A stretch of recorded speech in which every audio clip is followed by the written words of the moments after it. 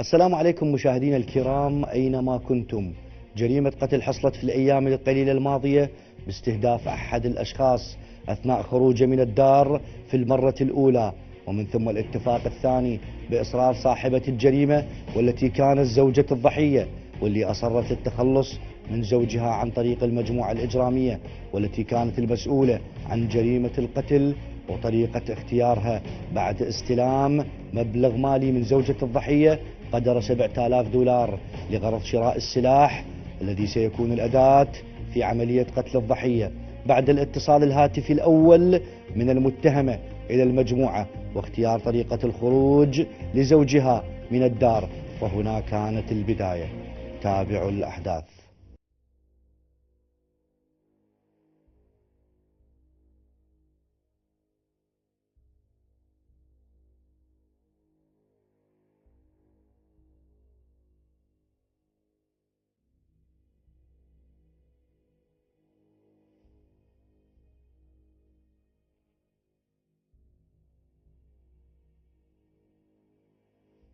اسمك؟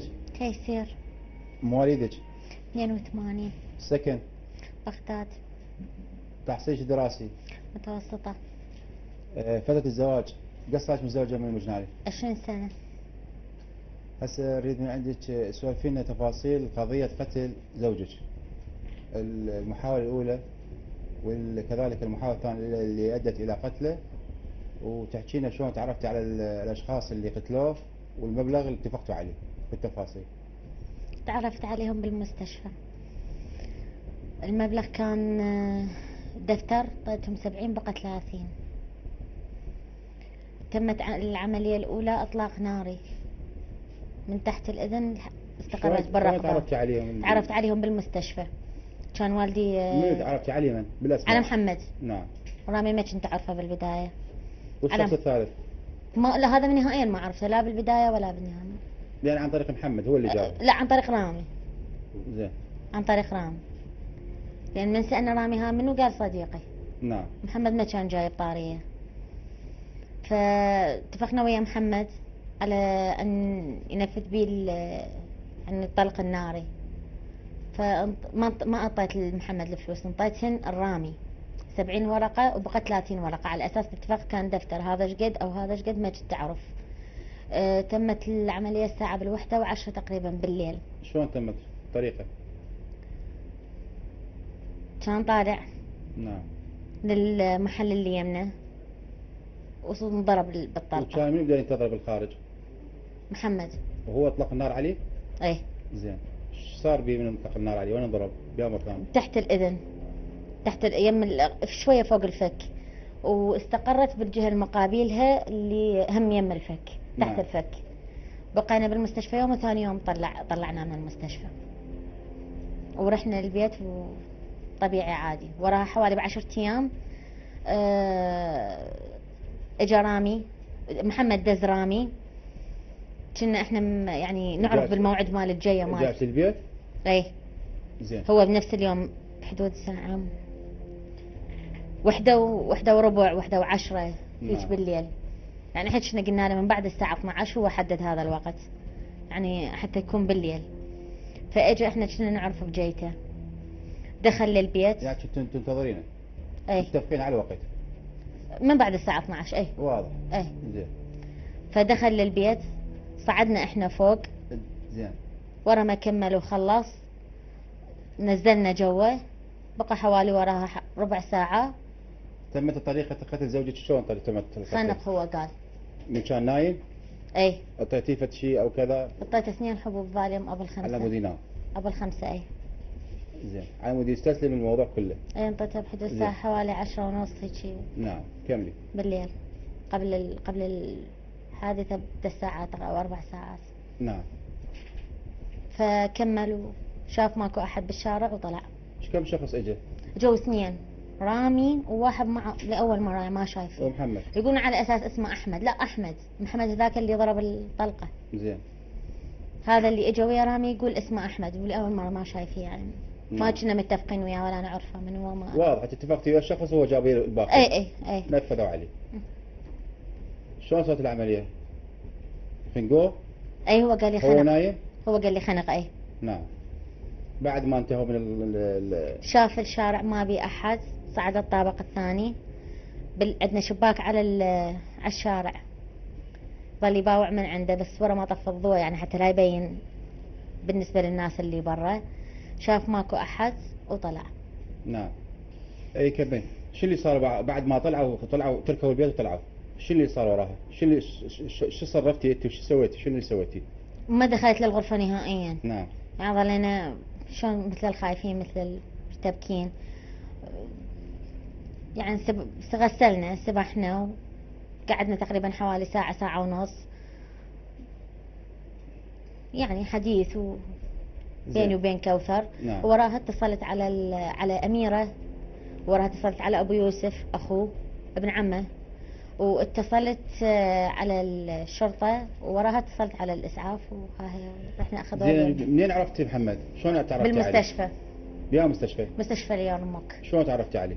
كان هو خاله نايم. نعم. يعني هو ويا خاله. نعم. واني والدي كان عنده جلطة بالمخ. زين. وتعرفنا عليه. فترة المستشفى 20 يوم. 20 يوم بقيتي المستشفى؟ اي 20 يوم. فصارت علاقتك 20 21 يوم. زين شلون قدرتي تفتحين خط ويا محمد بحيث تتجرئين تطلبين منه هذا الطلب بحيث يقتل زوجك؟ شنو الثقة هذه؟ لا هي زين مو ما ثقتي بان هو يعني يحكي عليك او ما ينفذ بعدين يخبر الشرطة؟ هو عرض علي الموضوع واني وافقت على اساس عرض يعني ليش يعني يعرض عليك هذا الموضوع؟ شنو هو قاتل مأجور؟ انا ما اعرف به. انت هو قاتل مأجور اصلا لو انت اغريتيه بهذا الموضوع؟ لا هو اللي عرض علي الفكرة. لا ما اغريته، بس هو يعني شلون تقول قصة وثقت بي، لان هي مو ثقة وانما شلون تقول يعني هي علاقة تمت شلون تقول كأنما بالمستقبل ان شاء الله يعني يصير عائلة هيجي. نعم. شلون يعني يصير عائلة؟ ما هو كان يعني عينه من كوثر. يعني كان ناوي متأمل ان ياخذ كوثر. ياخذ بنتك يعني الزواج. متأمل ان ياخذ كوثر مقابل واضح. زين انت قلتي المحاولة الاولى طلع زوجك، وين طلع زوجك اللي من ضرب اطلاق ناري؟ اكو محل يمنا اسمه. انت دزيتي؟ اي قلت له اريد كبة. انت دزيتي تجيب كبة على اساس اي هو قال لهم مات كرزات وما اعرف شنو معلبات. وكان محمد موجود بانتظار واطلق النار عليه. اي مو صحيح؟ اي جاب معلبات وجاب كبب وجاب هالسوالف كلها من المحل يمنا، هو يبقى فتح الليل كليته. زين هذا المبلغ اللي اتفقتي على دفتر مو صحيح مثل ما قلتي انت؟ اتفقتي على دفتر 100 ورقة. اي ويا الاشخاص اللي يقتلون زوجك؟ اي. زين اعطيتيهم تقريبا قلتي 70 ورقة. اي. وبعدين 30. بعدها شنو؟ بعدها ما تم الجريمه. زين المبلغ هذا منين جبتيه انت؟ تملكين هذا المبلغ انت؟ حتى من خالتي. خالتك؟ اي دايم. قلتي له شنو يعني شنو سبب تاخذ المبلغ من عندها؟ شو ما تجاوبين؟ قلت لها اريده بشغله. محتاجه المبلغ بالشغله؟ اي. زين وضيتك المبلغ 70 ورقه؟ سلمتيها للرامي لو لمحمد؟ لا الرامي. الرامي بيد رامي كان محمد ما انطيته، بس هو اكيد هم متفقين يعني بيناتهم. زين بس هذا ايش قد هذا ايش قد؟ واضح. اتفقتي انت بالمره الثانيه بالعمليه الثانيه اللي ادت الى قتل زوجك، شلون دخلوا بالبيت؟ طريقه دخولهم بالبيت شلون؟ كنت منتظرتهم انت؟ اي. شلون دخلوا؟ من الباب. اعرف شلون الباب، فتحتوا له الباب انت؟ اي. سهلتي دخولهم وقتلوا. اي. باب الخارجية كانت مفتوحة والوسطية، والأخيرة أنا وكوثر اثنيناتنا فتحناها. زين بعد ما وصعدنا فوق ما نزلنا نعم ما بقينا جوا يمهم. واضح. بعد ما تم تنفيذ العملية وقتل زوجك، شو اللي صار وراها؟ نزلنا يعني قعدنا بالخط. صارت فاتحة وتفاصيل وقعدتي يعزوك شلون قدرتي تأدين هذا الموضوع تمثلين بهالطريقة هاي قدام هاي الناس وانت قاتله زوجك وقاعدين انت بالعزاء والناس تجي تاخذ من خاطرك باللغة العراقية مالتنا؟ شلون قدرتي تقعدين بهالطريقة هاي وتمثلين هذا التمثيل كله؟ اي اكيد كنت اتأذى داخليا، بس من اباوع على شيء يريحني، من اباوع على كوثر قدامي كافي علي. انا سؤالي الك، هاي شلون قدرتي تقعدين بالفاتحه قاعد والناس تجي تعزيك وتقاتله زوجك، شلون قدرتي تمثلين هذا الموضوع يعني بحيث ما يبين عليك قدام الناس بشكل طبيعي، واعتيادي هم كنت تبكين بس كنت اصفن هوايه قالوا لي. اي اي هاي طبعا تصفين هواي. اي هاي شلون قدرتي زي ما كانوا يسالوك الناس شو تقولي لهم؟ متاثره على زوجك تبكين كذا بشكل طبيعي تتصرفين؟ اي طبيعي. اسمك؟ رامي حسين محمود، جاسم الجبوري، مواليدك؟ 1991. سكن وين تسكن؟ الدورة، وين بالدوره؟ محل 826 بس ازدار وزغخ ما حافظ، قرب البريد. تحصل لك دراسه، شو مخلص دراسه؟ سادس ابتدائي. سادس ابتدائي؟ نعم شو سيدي. تشتغل؟ كاسب سيدي. شنو كاسب؟ اعمال يعني اعمال حرة. اعمال حره؟ نعم. شنو اعمال حره تشتغلها؟ يعني مثل اشتغل تاكسي او اشتغل بمحل غسل عندي كان سابقا. يعني مشتغل عده اعمال. نعم سيدي. زين هسه نسألك شلون تعرفت على الجماعة الموجودين وشلون بدلوك على الشخص المقتول، العملية، تفاصيل كل المعلومات اللي تعرف على هاي العملية وعلى القتل اللي صار تحكي لنا اياه نعم بالتفصيل. شلون تعرفت عليهم وشلون اتفقتوا، المبلغ ايش قد بالتفصيل. نعم سيدي. وقت سيدي كنت بمستشفى اليرموك نايم ويا خالي. ايه اي فتعرفت عليهم مستشفى اليرموك. كان اكو ولد هناك اسمه محمد، هو وياهم موجود دائما. ويا من محمد موجود؟ هو كان موجود بالمستشفى، ايه همواتن عنده حالة نايم بها و24 ساعة متواجد وياهم. فصار يعني صار شلون يقول كلام بينه وبينه واتصال. طلعت من المستشفى خابرني، ورا ما طلعت بفترة خابرني وجاني لمنطقتي للدورة. التقينا انا وياه، صدار حكي بينه وبينه، وبعدين رد رحل، وبعدين رجع لي هماتين. لما رجع فتحنا بالموضوع الجاي الثاني ايش فتحنا. قال لك بالضبط؟ اول جاية عادية كسؤال وهذا. كان يعني خلاها الموضوع طبيعي. اي. اي الجاية يشوفك الثانية. تتقبل الامور لو ما تتقبل الامور، نعم عندك سيدي. استعداد لو ما عندك استعداد. الجاية الثانية اي جاي ثاني، شو اتفق وياك وش حكى وياك؟ فتحنا بالموضوع. ايش قال لك بالضبط؟ حكانا على مد قتل احد اقربائه، اي على اساس هو قريب من اقربائه. زين. نعم سيدي. اي قال اتفقت وياه؟ واتفق على اساس يعطيني الشده. زين. بوقتها صار اتفاق بيني وبينه. وراها رحنا انا وياه ويا ولد على اساس ابن عمه ولد السمين. زين. رحنا للبيت المجني عليه سيدي. يا وصلنا مكان؟ هناك بالبياع، يسموه شارع المجاري. شارع شهداء البياع. المبخرات. نعم سيدي. بالشهداء منطقة الشهداء. نعم سيدي. اي رحنا لي هذا. بأي ساعة هذا صار الحكي؟ بأي ساعة رحتوا حوالي الساعة ب 12 بالوحدة، بين 12 والوحدة، اي يعني ما أذكر بالضبط سيدي. زين. أي وصلنا لهناك، نزلنا بوقته، أو لقينا الباب مفتوح برا. إيه. الباب الجوا فتحته بنية بوقته، طبينا الجوا، هو الشخص لقيناه نايم حتى يشخر. وين نايم يا مكان؟ بالغرفة. زين. من دخل عليه؟ أنا ومحمد وهذا الولد السمين قرايبه وياه. زين. دخلنا عليه بوقته، جاب شرشف وشيس. زين. نعم سيدي. أنا لزمته من رجليه، والسمين لزمه من يديه حيل بحث عنه ما يتحرك، وهو خنقه بيتش سيدي.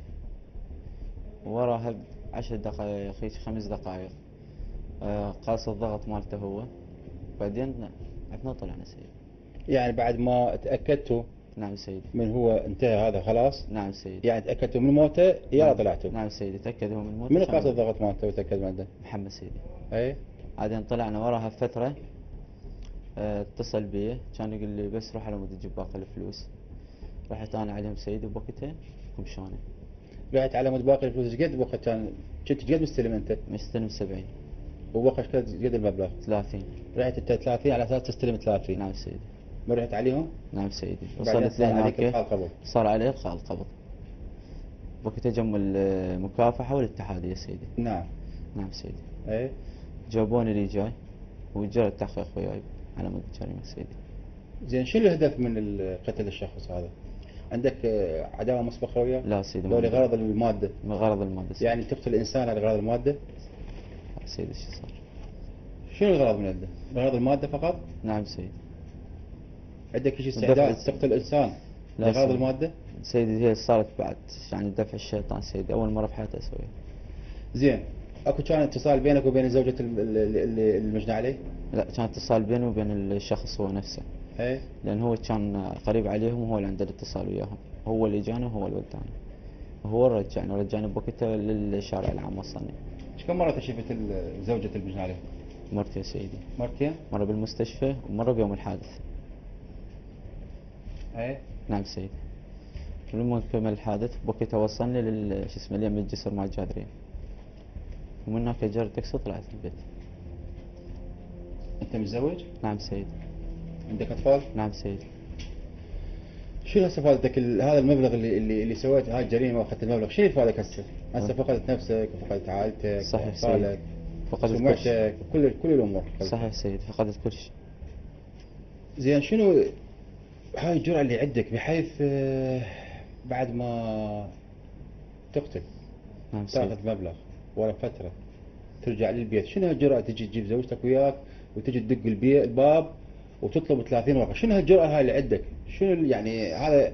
يعني حتى الانسان المحترف يمكن ما يسويه بهالطريقه هاي، يحدق باب الناس اللي قاتلهم. صحيح شنو سيدي. هالجرأة هاي اللي خلتك دفعتك تسوي هذا الشيء؟ والله سيدي هسه الشيطان صارت بعد غلطة، أول مرة غلطته وأكبر غلطة بحياتي. يعني سيدي. تعتبر هاي غلطه انت؟ يعني سيدي مو جريمه بس غلطة. قتل انسان. نعم لا سيدي. عندك مشكله وياه، لا عندك كذا. صحيح سيدي. تعتبرها غلطه هاي جريمه؟ لا تعتبرها سيدي، غلطه هاي؟ مو أكبر غلطة. ذنب، أكبر ذنب. هاي جريمه قتل انسان. صحيح سيدي. تعرف عواقبها شنو انت هذه؟ ها؟ لا شو سيدي. تسكت ما تحكي ليش؟ سيدي. اللي يتخذ فيك خطوه لازم يعرف شنو العواقب. انت مو عندك اطفال؟ نعم سيدي. زين، انت من قتلت انسان تعرف عنده طفله هذه البنيه موجوده؟ تعرف عنده اهل وعنده ناس وعنده تفاصيل كامله. ما قلت شنو ذولا مصيرهم؟ شنو مصير بنته؟ صحيح سيدي. وشنو مصير انت اطفالك حتى كذلك؟ تفاصيل اطفالك انت شنو سوى مصير اطفالك؟ شنو مصيرهم وشو راح يصير مستقبلهم؟ صحيح سيدي. مستقبلهم ابوهم قاتل. نعم. احكي لي. سيدي وبعد شو أقول لك، يعني هو أول مرة سويتها أنا بحياتي، قتلت شخص بدون أي ذنب، يعني هسه حتى عائلتي تدمرت. كان إجبار المتهمة لابنتها بعدم الخروج من الدار والاختلاط مع أقاربها هو لغرض عدم معرفتهم بتفاصيل وأحداث الجريمة، لأنها كانت الشاهدة منذ بداية الاتفاق مع المجموعة الإجرامية وكيفية اختيار الوقت المناسب في عملية القتل الأولى، والتي لم يحالفها الحظ لمفارقة الحياة الضحية، ومن ثم اختيار طريقة قتل أخرى كانت النهاية بالنسبة للضحية. اسمك؟ كوثر. مواليدك؟ 2000. سكن؟ بغداد. تحصيلك الدراسي؟ خامس ابتدائي. شو يصير من الضحية؟ والدي. والدك؟ اي. هسه اريدك تحكي لنا تفاصيل القضية اللي انقتل بها والدك، المحاولة الأولى والمحاولة الثانية اللي صارت أدت إلى مقتله، بس تحكي لنا بالتفصيل. كنا بالمستشفى مال اليرموك، كان جدو مجلوط أبو أمي جلطة كاملة. تقريبا ظلينا هناك 15 يوم إلى 16 يوم. اتفقت ماما شافت شخص اسمه رامي. هي ما تعرفه؟ مو تعرفت عليه بالمستشفى؟ اي، تعرفت عليه بالمستشفى. نعم. اتفقت وياه، قامت تشرح له على اساس بابا يسكر ويجيب نسوان ويجيب رياجة عليها، يعني عدة شغلات. يعني قام تلفق عليه. اي. زين. وش اسمه، قالت له قلت له وش تريد اعطيك؟ قال لها ما يخالف قبل. قال لها وعطته تقريبا دفتر. نعم. عطت هي حتى يشتري، قال لها اريد اشتري قميص اسود والبنطلون والمسدس والطلقات. عطتها دفتر. تقريبا وراها بيومين اجى الساعة ب1:30 بالليل. دخل، ما مستنسخت له المفاتيح، دخل للبيت. يعني مطيت نسخة إيه. من المفتاح مال البيت؟ اي. اي. ثلاثة، يعني هن 3 بيبان، 3 مستنسخت اللي هي مطيت هي. زين. دخل البيت، بابا كانت مشربته شريطين فاليوم بحيث نايم. هاي المحاولة الأولى؟ اي. زين. مشربته شريطين فاليوم. دخل هو بحيث بابا ما حاسس بشي، ضرب الطلقة وطلع. نعم. اني كنت فوق، ما قبلت ماما تنزلني، كانت حابستني بالغرفة. وراها من نزلت يعني خابرته محمد، قالت له ها اطلع لو لا، يعني انزل هو جوا. من اجى ذيك الليله؟ من اجى محمد بس محمد. اي. زين. قالت له ها انزل محمد، خلصت قال لها ايه، وهو كان طالع. عاد عاطت علي وعطتني المفاتيح، قالت لي روح اقف لي البيبان. نعم. كان ما موجود. شافت بابا مدمه يعني كله دمايه هي طلقة كانت بفراشه نعم. مو برا. ضربه وماما قالت لها شنو على اساس ما تدري شنو هاي، من ضاربك من مسويك؟ قالها هسه انت بس خابري لي لؤي يصير اخوه البابا. يعني حكى وياها. اي يحكي. نعم. خابري لي اخويا بس كان يرجف ووجه اصفر ما بالقوة يحكي. المهم قالت له ماما، قالت له الموبايلات مسروقة، يا من سرقهن على اساس اللي قتلك سرقهن. عاد انا صرت يعني عصبية لان قاعد تكذب. طلعت الموبايلات قلت لها ماما هاي، وهم ما اتصلت على عمامي. نعم. اخرتها ساعة يما غسلت له سوته وما قبلت تتصل، ودتها للمستشفى. نعم. انا وياها خليناها بالسيارة وهي بحدها وودتها بالمستشفى اليرموك. زين. وراها تقريبا ساعة بالوحدة الظهر طلع من المستشفى، جابوه للبيت. كان ما بيشي بس مغذيات وعلاجات بس يحكي ويعني يمشي صح، يمشي على كيف بس ما يمشي يعني ما بيشي. طلقة جت هنا يقولون بخده واستقرت هنا. نعم. ورا 5 أيام ماما خابرت رامي، قالت له رامي الحق لي عدق ابويا يعني والدي. نعم. قام يشك بيه شو اسمه تعال خلصنا، لان ماكو غيره يعرف اني عندي علاقات وما ادري شنو، تعال خلصنا. قال لها ماشي اوكي. وهو كان يعني هو رايدها الماما. شو رايد الماما يعني؟ رامي رايد امي زين. على اساس يريد يتزوجها. نعم. المهم اجت هم الساعة بالوحدة ونص بالليل، هي على اتصال هي وياه يعني مفتوح الخط. يعني هاي بعد ما طلع من المستشفى ورجع 5 للبيت؟ أيام. ورا 5 ايام؟ اي. هاي. قلت لك اجا رامي ومن قاعد تحكي وياه قال لها فتحي لي البيبان. ماما فتحت البيبان له وهي قاعد تحكي وياه. ودخل. منو اجى؟ رامي ويا شخص ثاني ما اعرفه بس اعرف شكله. نعم. حاولت. لا مو محمد. مم. لا محمد بس اجى بالطلقة. يعني محمد بالعملية الأولى كان محمد موجود؟ اي. والعملية الثانية؟ رامي ويا شخص ثاني ما اعرفه. نعم. بس اعرف شكله. زين. طب رامي وماما صعدت فوق. عاد اشرت له قالت له وين الجفوف؟ قال لها شو اسمه ما جايب. هو صعد لها فوق قال لها ما جايب. قال لها اعطيني كيس نايلون واعطيني شرشف. اعطت هي ونزل جوا. قال لها لا تنزلين. بس هي ما ظلت حابستني بالغرفة وكل شوية تنزل، كل ما اطلع تصعد لي. نعم. المهم تمت الاختناق ومن خلصوا تقريبا ظلوا نص ساعة يم بابا. سدوا الباب عليه يعني هم جوا بالغرفة النوم يم بابا وسدوا الباب. زين. وتمت الاختناق. ماما نزلت نزلها رامي واني هم نزلت. قالها اعطيني القياس مال الضغط. مقياس مال الضغط قاسها والضغط اشر لها قالها هيجي ماكو اي شي. كان واقع بالقاع. رامي كان شايله من رجليه، تشوف رجليه من جوا، والثاني كان شايله من ايده. شالوه خلوه عد شربايه يعني كان واقع بالقاع. وراها رامي وماما صعدوا فوق. تقريبا ظلوا نص ساعة فوق. وهذا الشخص الثاني بقى قاعد يمي. حاولت اسأله انت منين شنو اسمك، ما يحكي ما يقبل يحكي. نزلوا ورا النص ساعة. نزل رامي. ماما اعطته قلاص مي هو الرامي وهذا الشخص الثاني. اعطيته مي ورامي قال لها اريد فلوس. وين الفلوس؟ بس ما اعرف شنو مقدار الفلوس يعني ورق عراقي ما ادري. وراها طلع رامي وطلع الشخص الثاني يعني سوا تقريبا هيك الساعة 2. ماما شو لزمت مناديل مال مسح لزمت ايد بابا ومسحت ايده جفوف ايده وجفوف رجله حتى لا تبين البصمات مال رامي. نعم. ولمت الكيس النايلون ولمت الشرشف هي المناديل مال المسح وذبتهم بالحاوية يمنا تقريبا تبعد عنا متره. وطبت قلت لها ها ماما ما راح تتصلين على عمامي؟ قالت لي لا. قلت لها ليش ماما شنو السبب؟ بابا توفى. قالت لي اخاف يلحقوا له بالمستشفى. على السكت قلت لها بس يعني هم يعرفون الوقت الوفاة، يعني اذا يودوه يعرفون وقت الوفاة. قالت لي معلش بحساب اني نايمة وما ادري بيه. واخرتها من الساعة 5 قصدي الساعة 2 للساعة 5 الفجر. يلا اتصلت على عمتي أميرة وعمي لوي، قالت لهم عدي متخربط وخاهي، ودوه المستشفى وهو ميت. اي شلون تصرفت وراها بعد ما خبرتهم؟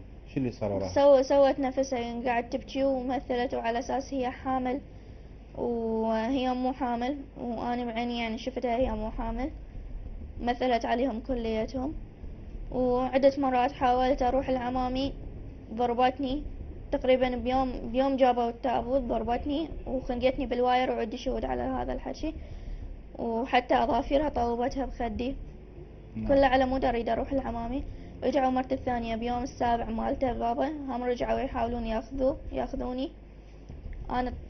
انا اتصلت على عمتي اميرة قلت لها عمة تعالي لحقيلي من موبايل من موبايل ماما من موبايل ماما قلت لها تعالي لحقيلي. ماما تريد تقتلني وبالفعل صحيح. عاد جتي عمتي وجاء عمي لؤي قاموا يكسرون البيبان وهم ما قبلت تفتح لهم البيبان. كسروا البيبان ودخلوا واخذوني. عمي لؤي راسا اخذني. يما سمعت صوت السلاح يلا فتحت باب الغرفة. كانت حابستني بالغرفة مالتها غرفة النوم من جوا. يما اخذوني وشرحت العمامي كل شيء يعني اللي صار. حكيت لهم الموضوع اللي صار. اي حكيت لهم شلون الموضوع. طفت امك. اي وراسا شو اسمه عمي لؤي اخذني هو وعمي طه اخذوني حتى اقدم شكوى ماما. وقدمت شكوى بحي العامل ورحت للقاضي هم حكيت وياه وقدمت شكوى. اي اي زين بالبيت بيتكم كان بكاميرات؟ بكاميرات بس تقريبا عطلت قبل 3 اشهر ماما انقطعت الوايرات يعني هي عطلتها اي. الكاميرات لان هي كانت مرتبه امورها على قتل والدش يعني. اي وعدة فهيئت كل الامور. اي. حتى الكاميرات كانت تشتغل عطلتها. اي وعدة اشخاص شو اسمه اتفقت وياهم على قتل بابا واعرف اسمائهم. اتفقت سابقا على قتل والدك؟ اي بس ما سووها. منو اللي اتفقت وياهم؟ يعني عدة اشخاص. زين عدة اشخاص. ايوه شنو تعرفينه بعد عن الموضوع؟ يعني يعني ها هي. زين ليش بالبداية اذا شكيت بوالدتك بامك اي. بين هي تقتل والدك ليش ما حكيت العمامك هذا الموضوع انا حتى على وقت قبل ما يتنفذ يعني؟ ما كنت تعرفين؟ لا ما كانت تخليني اطلع. يعني ما كنت تعرفين بهذه التفاصيل؟ اي. ما تعرفين بين توصل امك اي وتسويها عدة جرائم تتجرأ وتقتل والدك. اي. ما كنت متصوره هذا الموضوع. وثانيا انا عدة مرات بابا حذرته وقلت له بابا ماما تريد تحاول تقتلك. اي نعم. بس ما صدق بي. شو اقول له يروح يقول لامي. شو اقول له يروح يقول لامي. نعم. فقمت بعد ما احكي. زين والدك بالنسبه لوالدك كان شلون كان علاقته وياك؟ ما تكرهها بي. بس كان علاقته طبيعيه بس وياك؟ هو زين انا احبه يعني ويحبني وبس من ماما يعني تسوي لي مشاكل يصير عصبي ويضربني. بس وراها راس اني يسامحني صالحني عادي.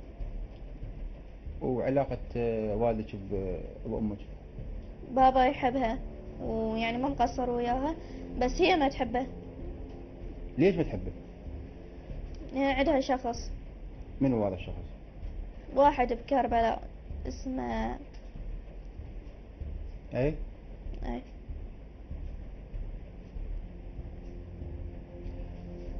اي كم تقريبا صار تعرفه 1.5 سنة.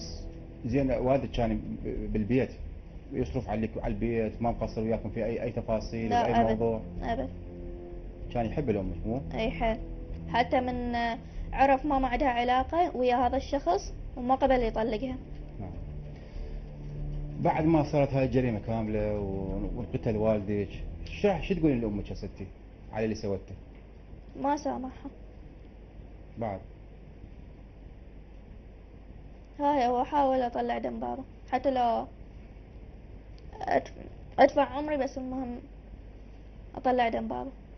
تواجدنا مع القوة التابعة لمكتب مكافحة إجرام البياع في مكان الحادث مع المتهمة لمعرفة تفاصيل الجريمة وكيفية القيام بها واستخدامها أساليب كانت مسؤولة عنها المتهمة للتأكد عن مفارقتها الحياة لزوجها، وطريقة إخفاء بصمات الأصابع، والتأكد من خروج المجموعة المنفذة وعدم مشاهدتهم من أحد الأشخاص أثناء خروجهم من الدار بعد تنفيذ الجريمة. سيادة العقيد، الآن احنا بالضبط بأي احنا مكان؟ حاليا منطقة شهداء السيدية البياع. منطقة البياع ضمن قاطع مسؤوليتكم مكافحة نعم، إجرام مكافحة إجرام البياع. البياع. إذا الدار بالقرب من عندنا وأنتم مستأذنين من أصحاب الدار. نعم. إذا ممكن ندخل نكون قريبين على بداية الدخول إلى الدار حتى نشوف ونوضح تفاصيل وملابسات القضية وكيفية القيام بجريمة القتل واختيار الزمان والمكان أيضا. هذا أخ السلام عليكم. أخو بقية بحياتك. احنا طبعا بعد ما اتفقنا ويا مكافحة إجرام البياع أكيد أكو موافقة بدخول لجنابكم. أكيد تفضل. حتى نبين تفاصيل أكثر. إذا ممكن بدون زحمة عليك خلي يكون المتهم رامي موجود. احنا نعتذر طبعا إذا كان الموضوع أنه راح نحضر المتهمين حتى يشرحوا لنا كيفية القتل. اللي راح شو يصير من عندك؟ أخوك البقية بحياتك البقاء لله سبحانه وتعالى. إن شاء الله إذا ممكن يعني راح يجون نكمل التفاصيل بالداخل إذا ممكن بدون زحمة عليك. سيادة العقيد، الآن المتهم رامي إذا ممكن تركض خلي يكون طليق، المكان مؤمن من قبل أبطال مكافحة إجرام البياع. تعال رامي اتصرف على راحتك، خلي يكون الحوار ما بينك وما بينه. نعم. بالاستجواب بعملية الدخول من بداية دخول الدار وفتح الباب وإلى جريمة القتل بالكامل. سيادة العقيد إذا ممكن تفضل الحوار لك. نعم. نعم. رامي، أول خطوة اللي جيت من أنا اشرح لنا شلون دخولك للدار. خلي يكون التصرف حركي رامي. اعتيادي اعتيادي، خذ راحتك. خذ راحتك بالتصرف بالحركة بالوش. زين. أنت لما قلت الباب مفتوح هسه إذا ممكن سيادة العقيد. نعم نعم. قول الباب انفتح عن طريق من؟ بعد يعني سولف لي تفاصيل. هو مفتوح، لما وصلنا مفتوح. زين، السيارة وين طبقت السمنت؟ ها؟ سمنت طبقت منه. هيك سولف لي جينا بسيارة على- سمنت مال من؟ وين طبقتوا؟ بالجانب البيت اي من هنا. هالجهة. اي جاني الباب كان مفتوح الباب بس مردود. نعم. طبينا من هنا. زين. أنتوا منو؟ انا ومحمد وابن عم محمد. وابن عم محمد. زين. طبينا من هذا الباب كان مفتوح. اكو باب ثانية. هذا الباب الثاني. يلا امشي. هذا مفتوح الباب كان. نعم. الباب الثاني منو فاتح؟ هذا مفتوح ما تلقيته مفتوح؟ اي هذا مفتوح بس مردود. بس مردود بس فقط. اي ادخل كمل التفاصيل. دخولك من هنا كان؟ سيادة العقيد تفضل. دخولك منا؟ عفوا. استمر. هذا فتحنا. من اللي فتحها لك بالضبط؟ المتهمة؟ المرأة؟ فكت خلي لما بدون زعل. السلام عليكم. شلونك يوم؟ شلون صحتك؟ الله يحفظك. احنا طبعا ترخصنا من الدخول للبيت اذا ممكن حتى نبين ملابسات القضية والجريمة اللي صارت ودم هذا اللي راح دم بريء. الابطال من مكتب مكافحة اجرام البياع الناس سهروا وحققوا انجاز كلش رائع انه الامن والامان لهاي الدار ان شاء الله والاهل الضحية فالله يرحمه ان شاء الله. اذا ممكن نكمل التفاصيل بدون زحمة عليك. كمل شاف. جيب اذا ممكن اللي هنا هسه وصلنا حتى نكمل بالضبط. التفاصيل. نعم. خلي تكون المتهمة موجودة. جيب جيب سيادة العقيد هنا هسه الباب الثالثة بالبيت. نعم. لان ما شاء الله يعني البيت الله يستر عليه ويستر على اهل الباقين. نعم نعم. انه يعني بيت محكم بثلاث ابواب.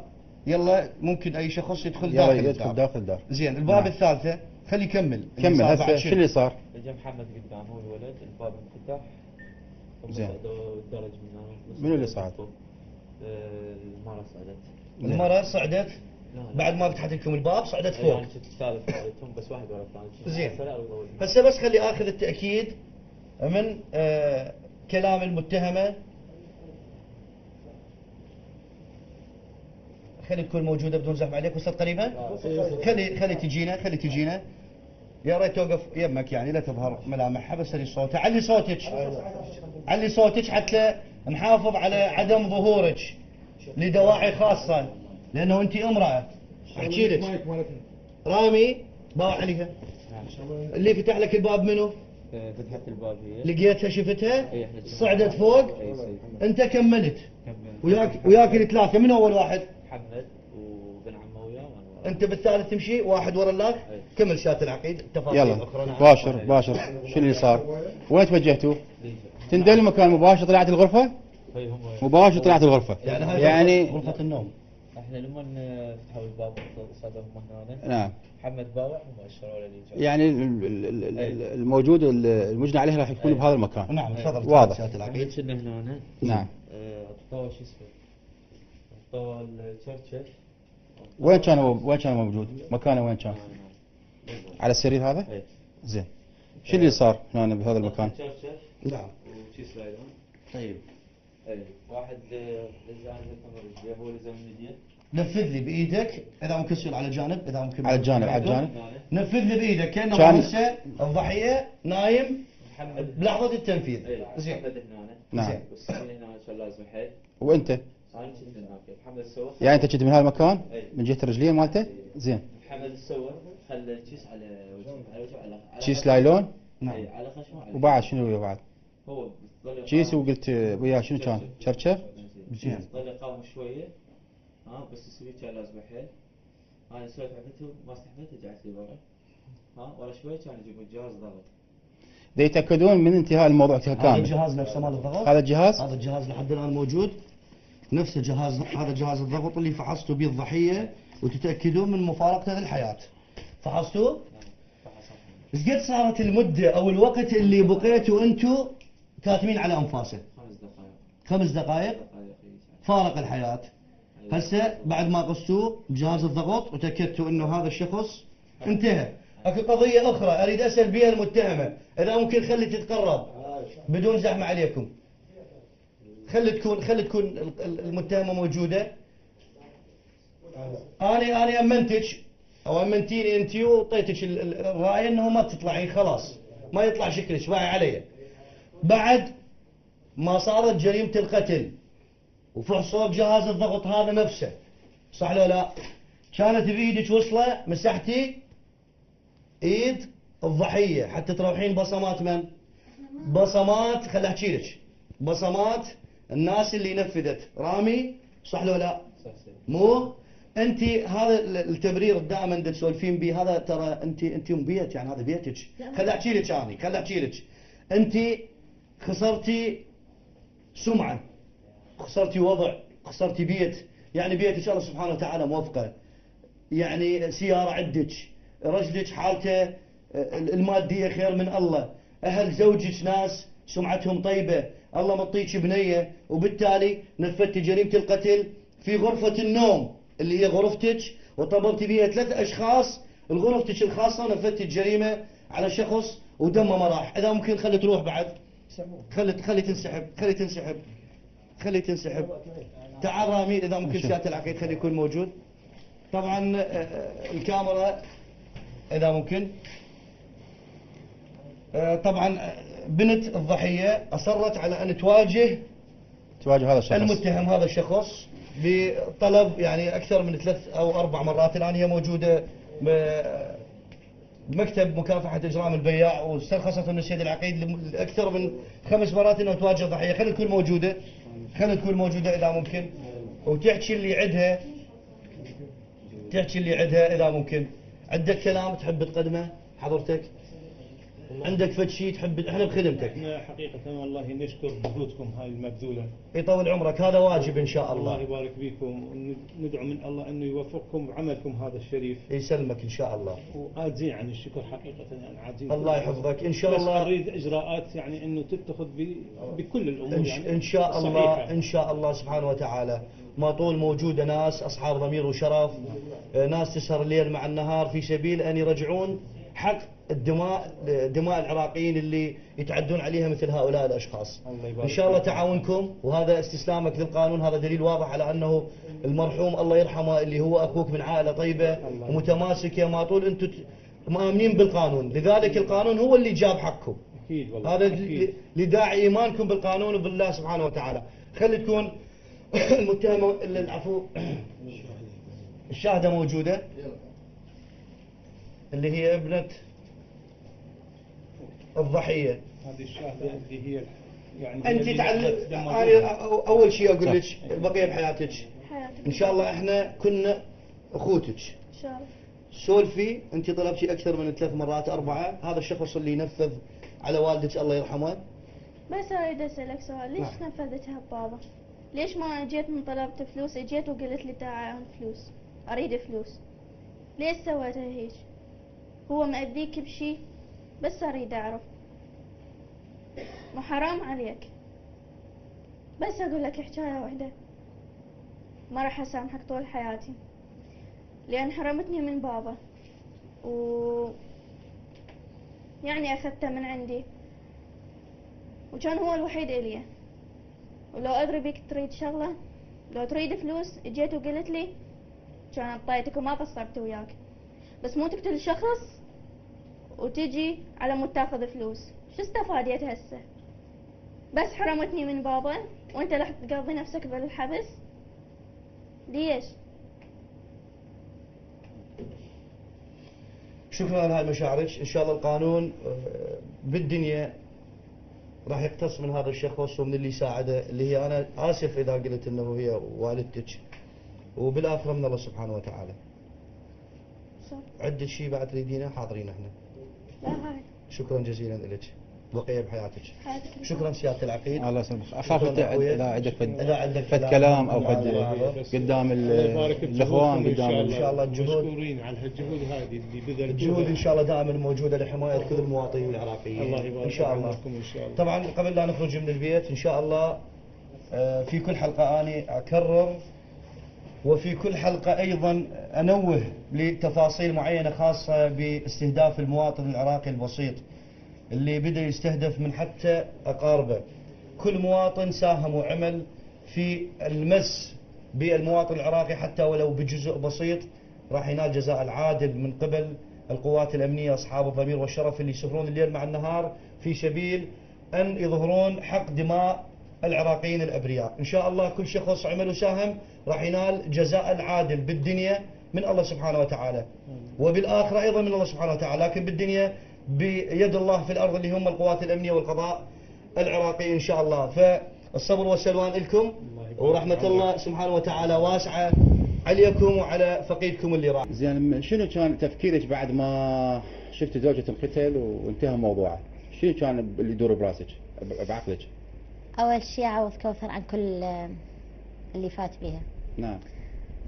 هذا خليه تنسى الموضوع مال الزواج كليته، هذا خليه ترجع للمدرسة، هذا أول خطوة.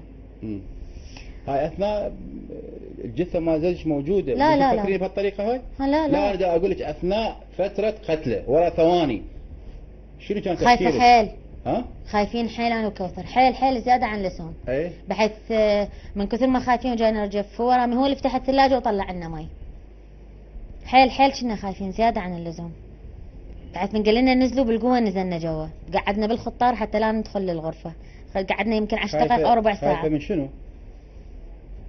اللي تتجرأ وتسوي هذا الموضوع، يعني شلون خايفة؟ خايفة من شنو يعني؟ شنو نوعية الخوف اللي كنت تخافين من عنده؟ خايفة من رب العالمين. خايفة من رب العالمين؟ زين، اللي يخاف من رب العالمين يقدر يتجرأ ويقتل زوجه؟ الله أكبر. أنا بدأ أفهم هالموضوع، يعني بدأ يدخل بعقلي. يعني واحد يخاف من رب العالمين تقتلين تخافين من رب، هاي شلون هاي المقارنة؟ شلون نقول، شلون تختارين هاي الكلمات العجيبة غريبة؟ أنا أعتبرها عجيبة غريبة، لأن هذا فشي ما شيء حتى عقلي. يمكن ما صدق. يعني احنا هل وصل بينا بمجتمعنا هذا، مجتمعنا العريق، وصل بينا الإجرام لهالدرجة؟ الزوجة تقتل زوجها مهما كانت الأسباب، بس يوصل الإنسان اللي عشره 20 سنة عشرة وعلاقة وأطفال ودنيا ومسؤوليات، مهما كانت التبريرات، هل تبرير يوصل لمرحلة القتل؟ قتل الزوج؟ الله أكبر. شنو القضية؟ وين وصلنا؟ سولف قولي لي شنو التبرير وشنو التفاصيل؟ ليش هيجي؟ إذا أقول لك إياها ما راح تصدقني وما راح. زين، أريد أسألك سؤال. زوجك حسب اللي نعرفه هو رجل شاب، حتى مو كبير بالسن ولا مريض ولا راح تقومين بي تفاصيله، هو رجل شاب، أصلا يمكن هو نفس عمرك أو أقل أو كذا، مو صحيح؟ ماي 72. هو أنت يا موالد؟ 82.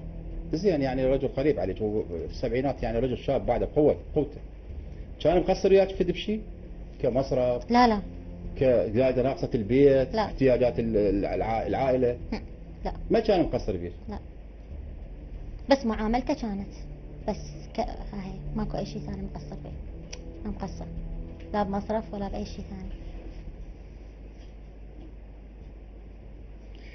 يعني هسه نقول الاتفاق كان على دفتر ويا الاشخاص هذول المجرمين اللي تعرفتي عليهم. الاتفاق كان على دفتر اللي هو شقد؟ 100 ورقة. 100 ورقة. وصلت شقد المبلغ؟ 70. وبقيت 30. على شنو؟ تعرفين هاي شنو يسموها الجريمة؟ هاي الجريمة سبق الخاطر الصدق. يعني انت متفق على كل التفاصيل، متفق على كل بحق الواحد. يعني هاي يسمونها جريمة منظمة. تقتلين زوجك اللي هو اقرب الناس الك، اللي مأمنك على حياته وعلى وضعيته وعلى ماله وعلى كل اموره. فاريد نسمع من عندك يعني شنو اللي خلاك دفعك لهذا الموضوع؟ انت تتخلصين من عنده بس؟ احكي لو هم ها؟ احكي لو لا انت تريد تبررين تفاصيل غير، بس انا اريد اقول لك فد موضوع. الدين والشرع والقانون يقبل بهذا الموضوع؟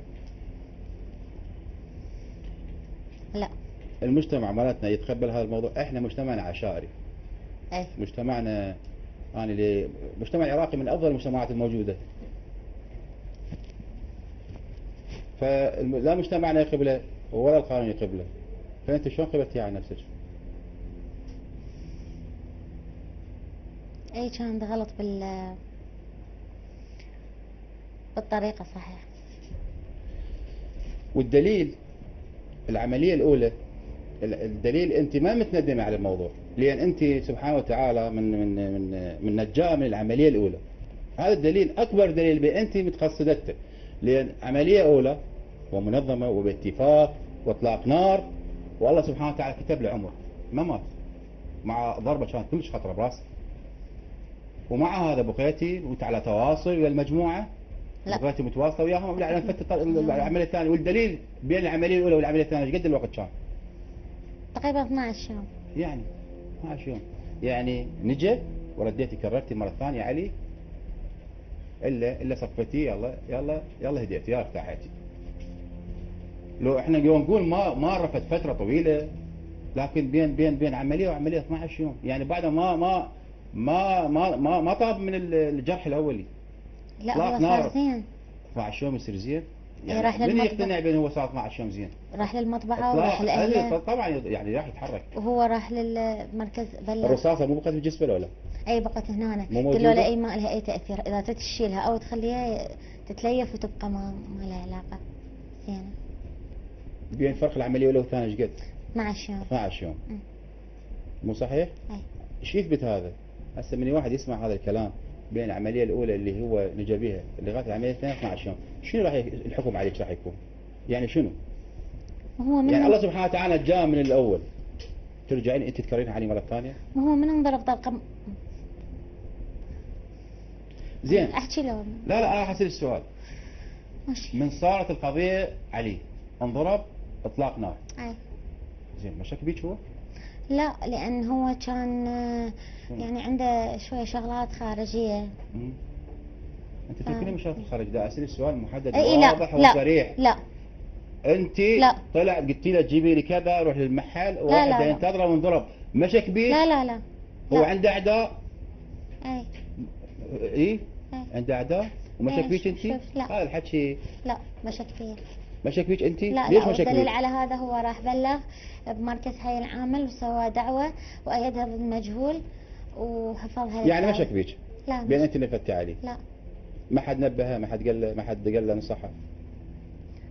لا لأن أنا زين. هسه بعد ما صار اللي صار وقتلتي زوجك وانتقل الى رحمة الله، شو اللي حصلتي هسه من الموضوع كله هذا؟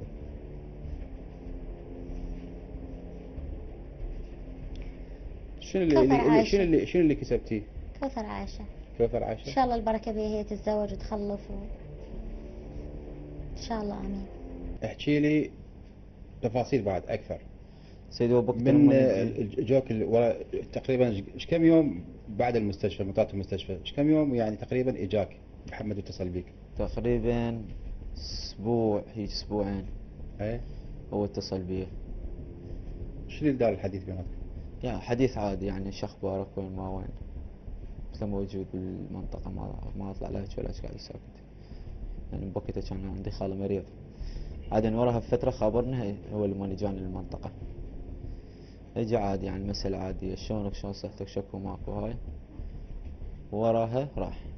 والجاية الثالثة بوقتها لما جاني كان وياه ابن عمه، سألته قلت له من الشخص هذا؟ اقول ابن عمي. اجى بسيارة سلمى صفرة، توجهنا بوقتها على انتظرته بالتقاطع مال دور المفرق.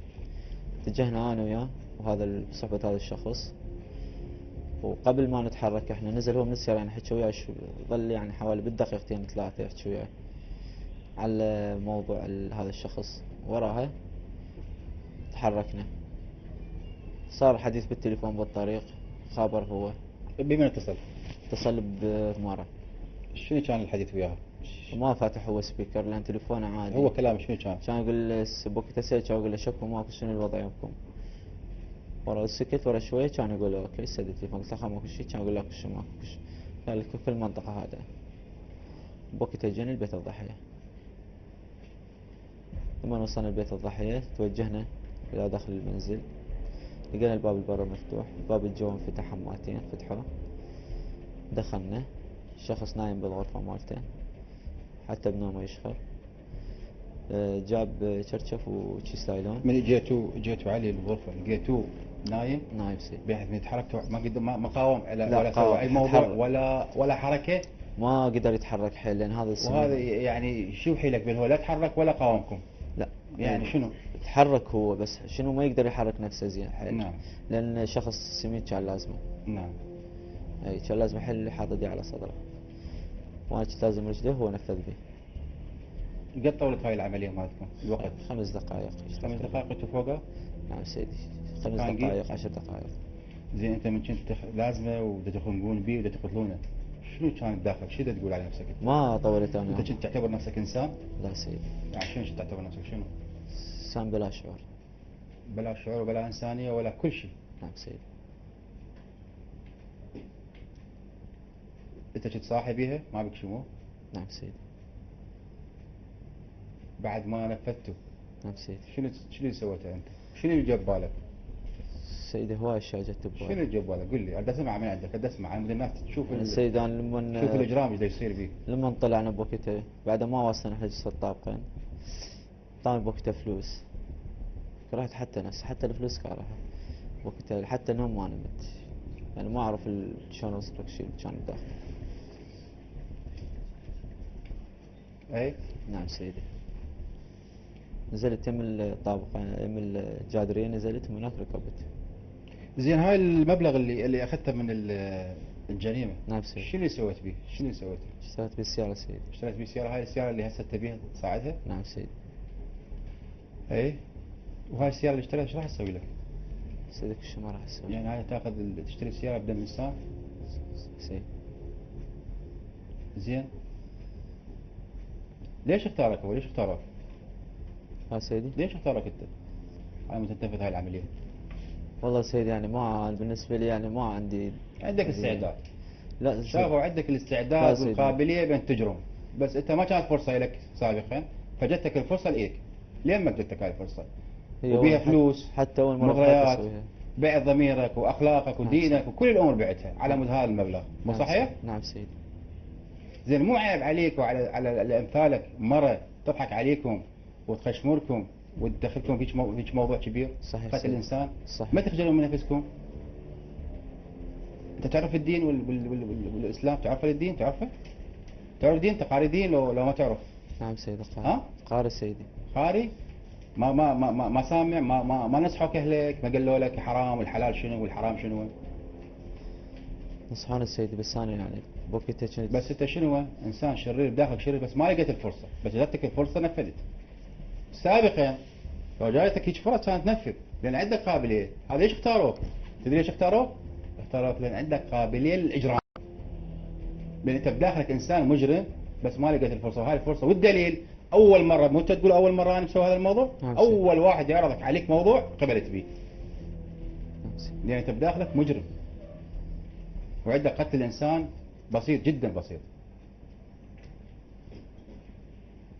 لا احكي قول، لا اسمع من عندك شو اللي تقوله، خلي الناس تشوف امثالك اللي موجودين في المجتمع شنو. والله سيدة أنصح كل واحد ما يمشي بيش طريقة نهائية، لأن الطريق ما له نهاية. شنو نهايه هذا الطريق؟ نهايته أسوأ من ما يتخيل الإنسان. نهايته الخزي والعار إلك ولأمثالك. صحيح. خزي إلك والعار ولأهلك، حتى لك هسه الخزي والعار صار عليهم بسببك أنت. نفسي. شو تقول للشباب اللي موجود؟ والله ما اسمع منك حكايه والله. شو تقول للشباب الموجود ودا يشوفون المشاهدين كذا تسمعك؟ والله سيد أنصحهم لا يمشون بيش طريق، وأي واحد يفتح وياهم ايش موضوع يبتعدون عنه نهائيا. ليش قتلتي بابا؟ يعني كان طلقتي من عنده او كان تصرفتي غير تصرف، يعني انت قتلتيه وورطتيني وورطتي روحك. كان 100,000 طريقة قدرين تخلصين من عنده.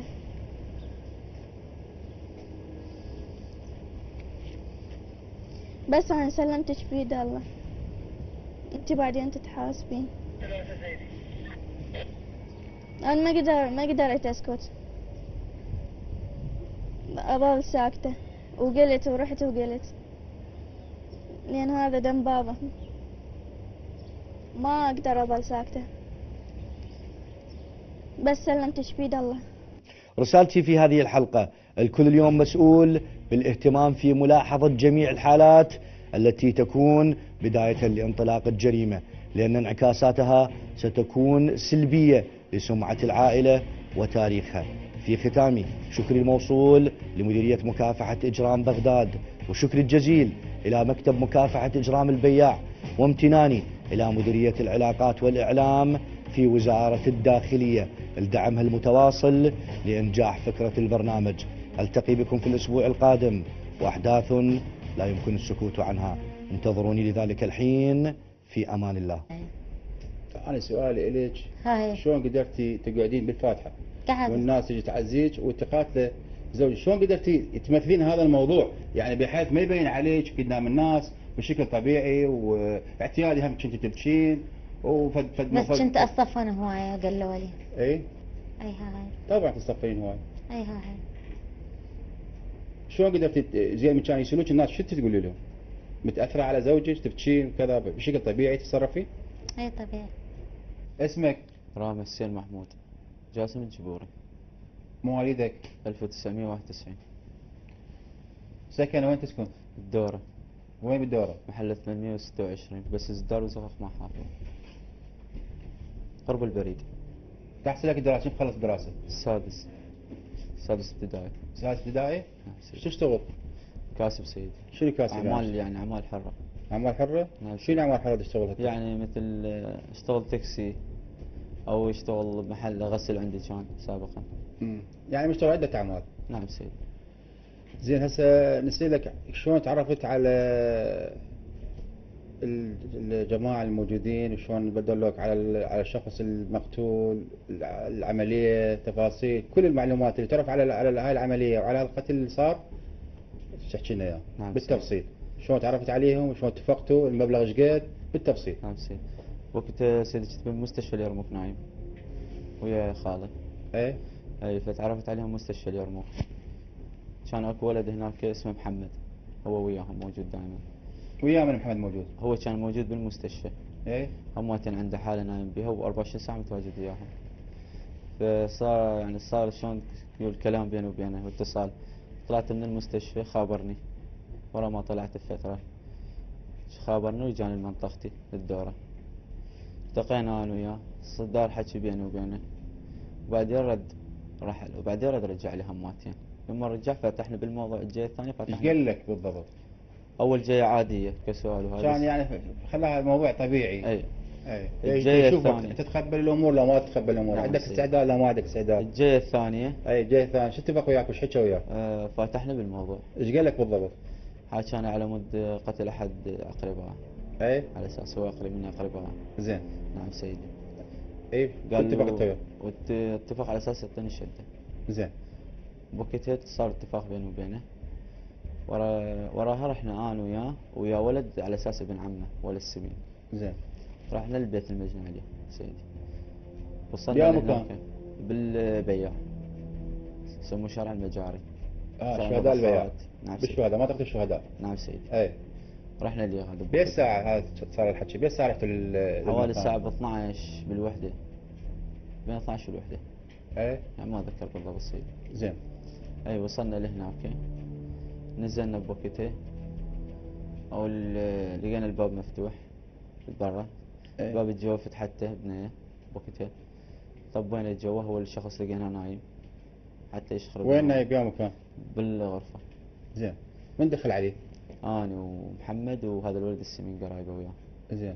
دخلنا عليه بوقته، جاب شرشف وتشيس. زين. نعم سيدي. أنا لزمته من رجليه، والسمين لزمه من يديه حيل، بحث عنه ما يتحرك، وهو خنقه بتشي سيدي. وراها 10 دقائق أخي 5 دقائق قاس الضغط مالته هو، بعدين عفنا طلعنا سيدي. يعني بعد ما تأكدتوا نعم سيدي. من هو انتهى هذا خلاص؟ نعم سيدي. يعني تأكدتوا من موته يلا نعم. طلعتوا؟ نعم سيدي، تأكد هو من موته. من قاس الضغط مالته وتأكد من عنده؟ محمد سيدي. اي بعدين طلعنا وراها فترة، اتصل بي كان يقول لي بس روح على مود تجيب باقي الفلوس. رحت انا عليهم سيدي بوقتها كمشانه. رحت على مود باقي الفلوس ايش قد وقت كنت قد مستلم انت؟ مستلم 70. ووقت قد المبلغ؟ 30. رحت انت 30 على اساس تستلم 30. نعم سيدي. ما رحت عليهم؟ نعم سيدي. بعدين وصلت صار عليك لهناك، إلغاء قبض. صار عليه إلغاء القبض. وقتها جم المكافحة والاتحادية سيدي. نعم. نعم سيدي. اي جابوني لي جاي وجرى التحقيق وياي على مود الجريمة سيدي. زين شنو الهدف من قتل الشخص هذا؟ عندك عداوة مسبقة وياه؟ لا سيدي. لو لغرض المادة؟ من غرض المادة سيدي. يعني تقتل الانسان على غرض المادة؟ لا سيدي شو صار؟ شنو الغرض من عنده؟ غرض المادة فقط؟ نعم سيدي. عندك شيء استعداد الدفع. تقتل انسان لا لغرض سيدي. المادة؟ سيدي هي صارت بعد يعني دفع الشيطان سيدي، أول مرة في حياتي أسويها. زين اكو كان اتصال بينك وبين زوجة اللي المجني عليه؟ لا كان اتصال بيني وبين الشخص هو نفسه، اي لأن هو كان قريب عليهم وهو اللي عنده الاتصال وياهم، هو اللي جاني وهو اللي وداني، وهو اللي رجعني بوقتها للشارع العام وصلني. ايش كم مرة شفت زوجة المجني عليه؟ مرتين سيدي، مرتين؟ مرة بالمستشفى ومرة بيوم الحادث. اي نعم سيدي. ولما كمل الحادث بوقتها وصلني شو اسمه اليم الجسر مع الجادرية، ومن هناك جرى تاكسي وطلعت البيت. انت متزوج؟ نعم سيدي. عندك اطفال؟ نعم سيدي. شنو هسه فادتك هذا المبلغ اللي سويت هاي الجريمه واخذت المبلغ، شنو فادك هسه؟ هسه فقدت نفسك وفقدت عائلتك صحيح واطفالك فقدت كل شيء. وسمعتك كل الامور. صحيح سيدي، فقدت كل شيء.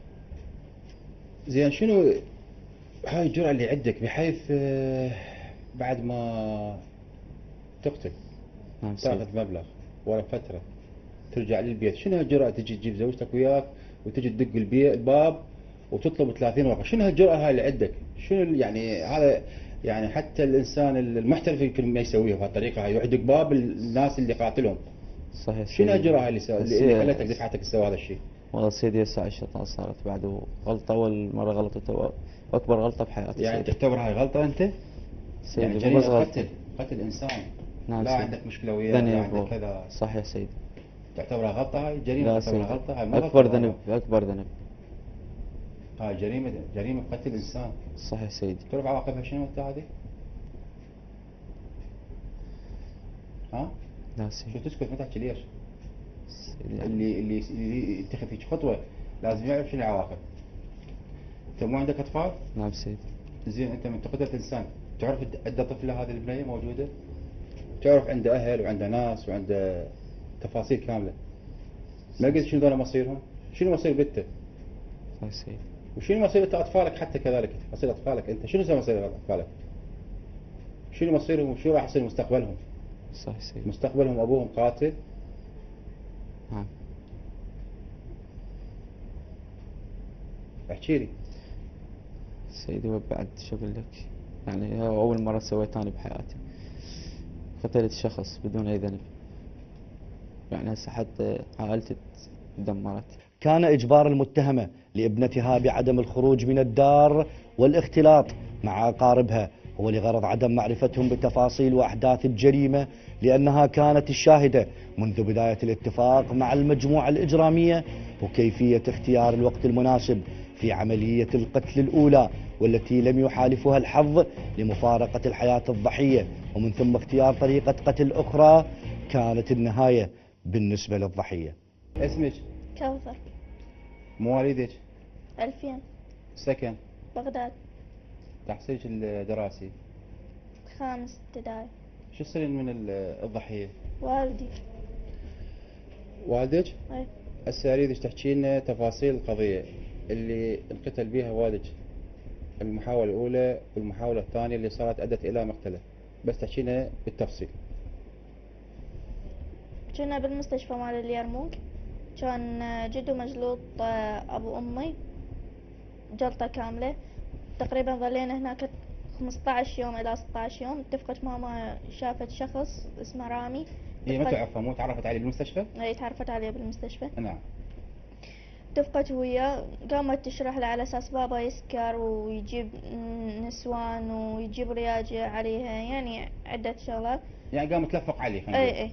زين. وش اسمه قالت له قلت له وشو تريد اعطيك؟ قال لها ما يخالف قبل. قال لها وطته تقريبا دفتر. نعم. اعطت هي حتى يشتري. قال لها اريد اشتري قميص اسود والبنطلون والمسدس والطلقات. اعطتها دفتر. تقريبا وراها بيومين اجى الساعة ب1:30 بالليل. دخل ما مستنسخت له المفاتيح. دخل للبيت. يعني مطيت نسخة إيه. من المفتاح مال البيت؟ اي اي. 3 يعني هن 3 بيبان، 3 مستنسخت لي ومطيت اياه. زين. دخل البيت. بابا كانت مشربته شريطين فاليوم بحيث نايم. هاي المحاولة الأولى؟ اي زين. مشربته شريطين فاليوم. دخل هو بحيث بابا ما حاسس بشي. ضرب الطلقة وطلع. نعم. اني كنت فوق، ما قبلت ماما تنزلني، كانت حابستني بالغرفة. وراها من نزلت يعني خابرته لمحمد، قالت له ها اطلع لو لا، يعني انزل هو جوا. من اجى ذيك الليلة؟ من اجى؟ محمد بس. بس محمد؟ اي. زين. قالت له ها انزل محمد. خلصت قال لها ايه، وهو كان طالع. عاد عاطت علي وعطتني المفاتيح. قالت لي روحي قفلي البيبان.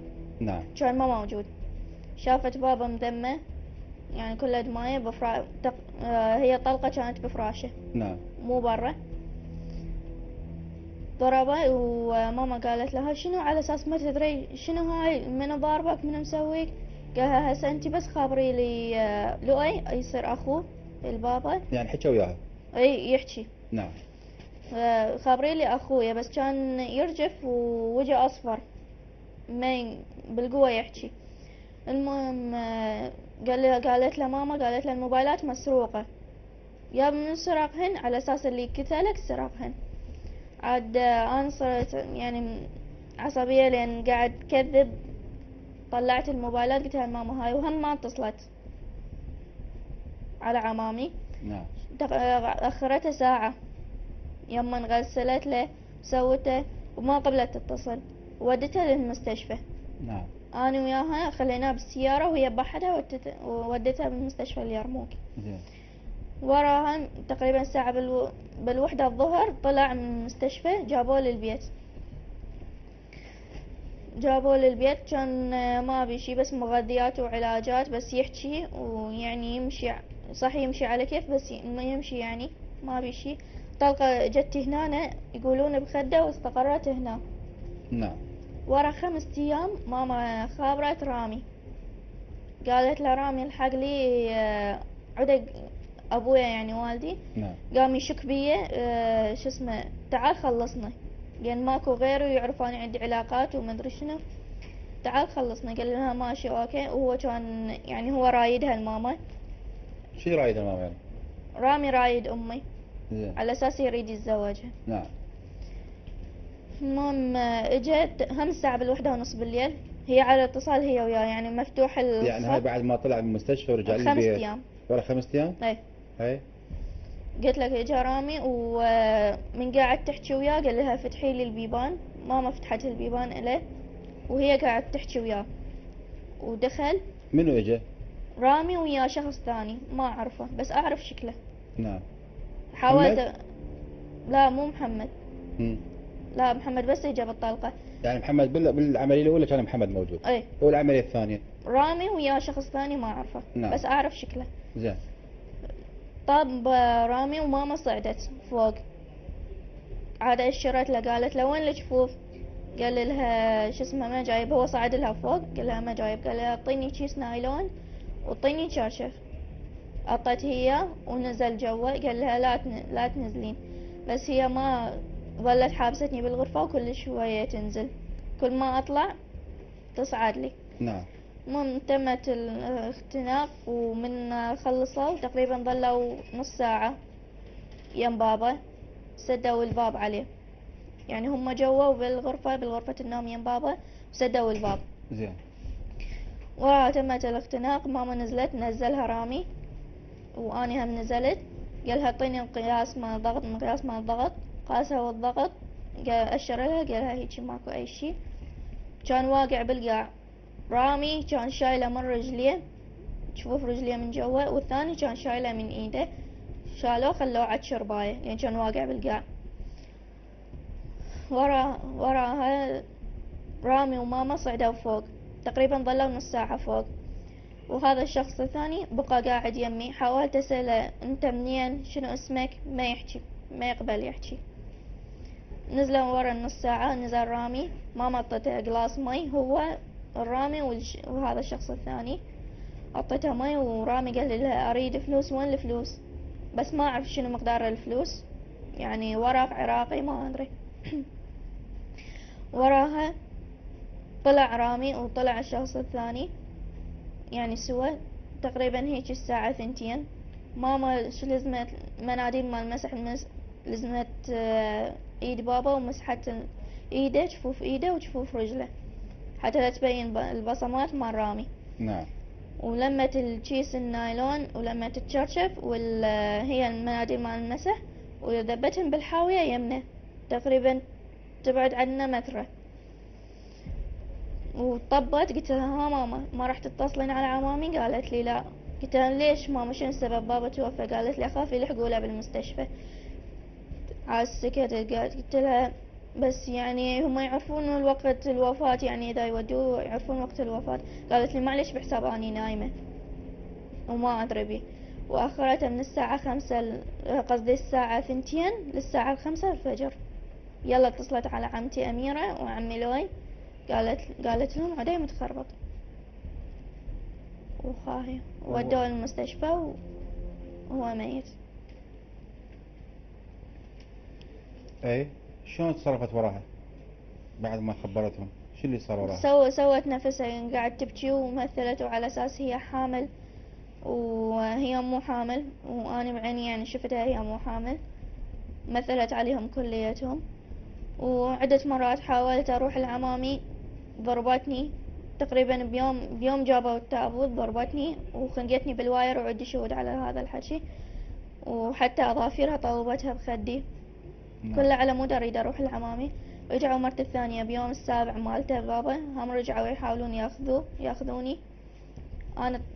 انا اتصلت على عمتي اميرة، قلت لها عمة تعالي لحقيلي من موبايل ماما. من موبايل ماما قلت لها تعالي لحقيلي، ماما تريد تقتلني، وبالفعل صحيح. عاد جتي عمتي وجا عمي لؤي، قاموا يكسرون البيبان، وهم ما قبلت تفتح لهم البيبان، كسروا البيبان ودخلوا واخذوني. عمي لؤي راسا اخذني، يما سمعت صوت السلاح يلا فتحت باب الغرفة، كانت حابستني بالغرفة مالتها، غرفة النوم من جوا. يما اخذوني وشرحت العمامي كل شيء، يعني اللي صار. حكيت لهم الموضوع اللي صار؟ اي حكيت لهم شلون الموضوع. طفت امك؟ اي وراسا شو اسمه عمي لؤي اخذني هو وعمي طه أخذوني حتى أقدم شكوى ماما، نعم. وقدمت شكوى بحي العامل، ورحت للقاضي هم حكيت وياه وقدمت شكوى. اي إيه. زين بالبيت بيتكم كان بكاميرات بكاميرات بس تقريبا عاطلة قبل 3 أشهر ماما انقطعت الوايرات معها. يعني هي عطلت أي. الكاميرات لان أي. هي كانت مرتبة امورها على قتل والدك يعني. اي وعدة فهيئت كل الامور أي. حتى الكاميرات كانت تشتغل عطلتها. اي وعدة اشخاص شو اسمه اتفقت وياهم على قتل بابا واعرف اسمائهم. اتفقت سابقا على قتل والدك؟ اي بس ما سووها. منو اللي اتفقت فيها من؟ يعني عدة اشخاص. زين عدة اشخاص. اي بعد شنو تعرفينه بعد عن الموضوع؟ يعني يعني ها هي. زين ليش بالبداية اذا شكيت بوالدتك بامك اي بين هي تقتل والدك، ليش ما حكيت العمامك هذا الموضوع أنا حتى على بلغ. وقت قبل ما يتنفذ يعني؟ ما كنت تعرفين؟ لا ما كانت تخليني اطلع. يعني ما كنت تعرفين بهذه التفاصيل؟ اي ما تعرفين بين توصل امك اي وتسويها عدة تسوي جرى هاي وتسوي. تتجرأ وبتقتل والدك؟ أي. ما كنت متصور هذا الموضوع؟ وثانيا انا عدة مرات بابا حذرته وقلت له بابا ماما تريد تحاول تقتلك، اي نعم. بس ما صدق بي. شو اقول له؟ يروح يقول لامي. شو اقول له؟ يروح يقول لامي. نعم. فقمت بعد ما احكي. زين والدك بالنسبة لوالدك كان شلون كان علاقته وياك؟ ما تكرهها بي، بس كان علاقته طبيعية بس وياك؟ هو زين انا احبه يعني ويحبني وبس من ماما يعني تسوي لي مشاكل يصير عصبي ويضربني، بس وراها راس اني سامحني صالحني عادي. وعلاقة والدك بأمك؟ بابا يحبها ويعني ما مقصر وياها، بس هي ما تحبه. ليش ما تحبه؟ هي عندها شخص من هو هذا الشخص؟ واحد بكربلاء اسمه اي اي